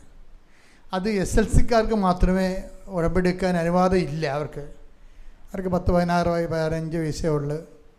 അപ്പോൾ ഉടമ്പടി കൊടുത്ത് ഉഴപ്പിയാൽ അത് വെളുക്കാൻ തേക്കണ പാണ്ടാകും. പക്ഷേ +1കാർ ഉടമ്പടി എടുക്കണം. +1കാർ അമ്മയുടെ ഉടമ്പടി വരരുത് അച്ഛനെ കാണാൻ വേണ്ടി. അവർ സ്വന്തമായിട്ട് ഉടമ്പടി എടുക്കണം. +1 മോളോട്ട് എല്ലാവരും ഉടമ്പടി എടുക്കണം. പിന്നെ നിങ്ങൾ ആൾക്കാരെ അച്ഛനെ കാണാൻ വരുമ്പോൾ ഭാര്യയുടെ ഉടമ്പടിയും കൊണ്ട് ഭർത്താവ് വരെ. ഇപ്പോൾ ഇന്നലെ ഒരുത്തൻ വന്നിട്ടുണ്ടായിരുന്നു. അയാൾക്ക് ഫിക്സ് രോഗമെന്നാണ് പറയണത്. അയാൾക്ക് ആ ഫിക്സ് രോഗം ക്യാൻസർ രോഗക്കാരന് ചിലപ്പോൾ ഉടമ്പടി എടുക്കാൻ പറ്റും. പക്ഷേ ഫിക്സ് രോഗക്കാരനൊക്കെ ഉടമ്പടി എടുക്കാൻ പറ്റും. ആളിതെല്ലാം കാര്യം ചെയ്യണം. അപ്പോൾ അത് ഇങ്ങനെ കൈ നനയാതെ ഒന്നും മീൻ പിടിക്കരുത്. അത് കുരങ്ങനെ കൊണ്ട് ചൂട് പായസം കോരിക്കണ പോലുള്ള പരിപാടിയാണ്. അച്ഛൻ്റെ അടുത്ത് വരുന്നവർ പരമാവധി ഉടമ്പടിയിലായിരിക്കണവരായിരിക്കാൻ നോക്കണം. പ്രത്യേകിച്ച് അങ്ങനെയുള്ളവരെ ഇങ്ങനെ ഉന്തിത്തള്ളി വിടാവൂ.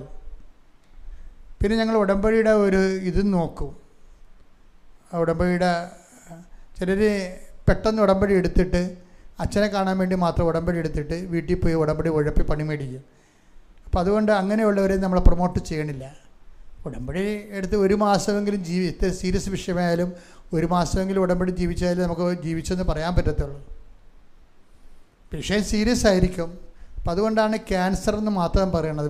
വേറെ ഒരു ആൾക്കാരും എമർജൻസി ആയിട്ട് കൃപാസനം കാണുന്നില്ല. അല്ലെങ്കിൽ ഓഫീസിൽ ഇരിക്കുന്നവർക്ക് തോന്നണത് അത്രയും സീരിയസ് ആണ് വിഷയമെന്ന്.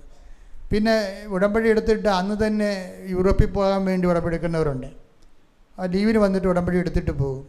അവർക്ക് കൊടുക്കുന്നത് ഒരു ബ്ലെസ്സിങ്ങാണ്. അത് ആൾക്കാരെ വരുമ്പോൾ തന്നെ ഫസ്റ്റ് അവർ തിരിച്ചു വരികയാണെങ്കിൽ കഴിഞ്ഞ പോലെ ഉടമ്പടി എടുത്തിട്ട് ഇപ്പം തിരിച്ചു വരികയാണെങ്കിൽ മാതാവിൻ്റെ അടുത്ത് വിഷയമൊക്കെ എടുക്കും. അല്ലാത്തവർ ഇന്ന് ഉടമ്പടി എടുത്തിട്ട് നാളെ അമേരിക്കയിൽ പോകണമെന്ന് പറഞ്ഞ് വന്നവർക്ക് ചെറിയ ബ്ലെസ്സിങ് കൊടുക്കും. അത്രേ ഉള്ളൂ. അവർ 3 കൊല്ലം കഴിഞ്ഞാലേക്ക് ചിലപ്പോൾ തിരിച്ചു വരണത്. പക്ഷെ അവർ ഉടമ്പടിയിൽ എടുത്തതേ ഉള്ളൂ. ഉടമ്പടിയിലല്ല. അവർ ഉടമ്പടി ജീവിക്കുമെന്ന് നമുക്കറിയത്തില്ല. അവിടെ ചെല്ലുമ്പോൾ സാഹിബിനെ കാണുമ്പോൾ കവാത്ത് മറക്കുമെന്നൊന്നും അറിയത്തില്ല. അത് മിക്കവാറും പണിയും മേടിച്ച് അവർ തിരിച്ചു വരത്തുള്ളൂ. കാര്യം ഈ പെട്ടെന്നൊക്കെ ഉടമ്പടി എടുത്തിട്ട് പോകാൻ പോകുന്നൊരു ഉടമ്പടിയെക്കുറിച്ച് ശ്രദ്ധിക്കണില്ല, എന്താണ് മനസ്സിലാക്കണില്ല. അതുകൊണ്ട് നിങ്ങൾ ഉടമ്പടി ക്ലാസ്സുകൾ എല്ലാ ചൊവ്വാഴ്ചയും ഉടമ്പടി ധ്യാനം കൂടണം. എന്നിട്ട് അതുപോലെ തന്നെ ഉടമ്പടിയെ സപ്പോർട്ട് ചെയ്യുന്നതാണ് ഡെയിലി ബ്രെഡ് രാവിലെയുള്ള 5:30. അത് നിങ്ങൾ കൂടി അത് എപ്പോഴും ഒരു ഗ്രീനറി ആയിട്ടിരിക്കണം, ഫ്രഷായിട്ടിരിക്കാൻ നോക്കണം ഉടമ്പടിയിൽ. കർത്താവ് മക്കളെ അനുഗ്രഹിക്കട്ടെ. Praise the Lord. സമാപന ആശീർവാദം.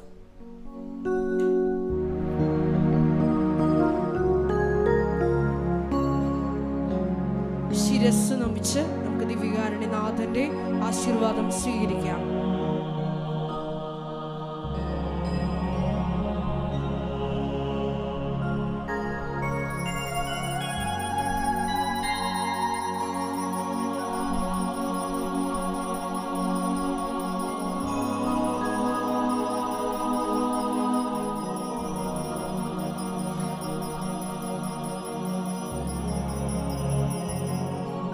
പരിശുദ്ധ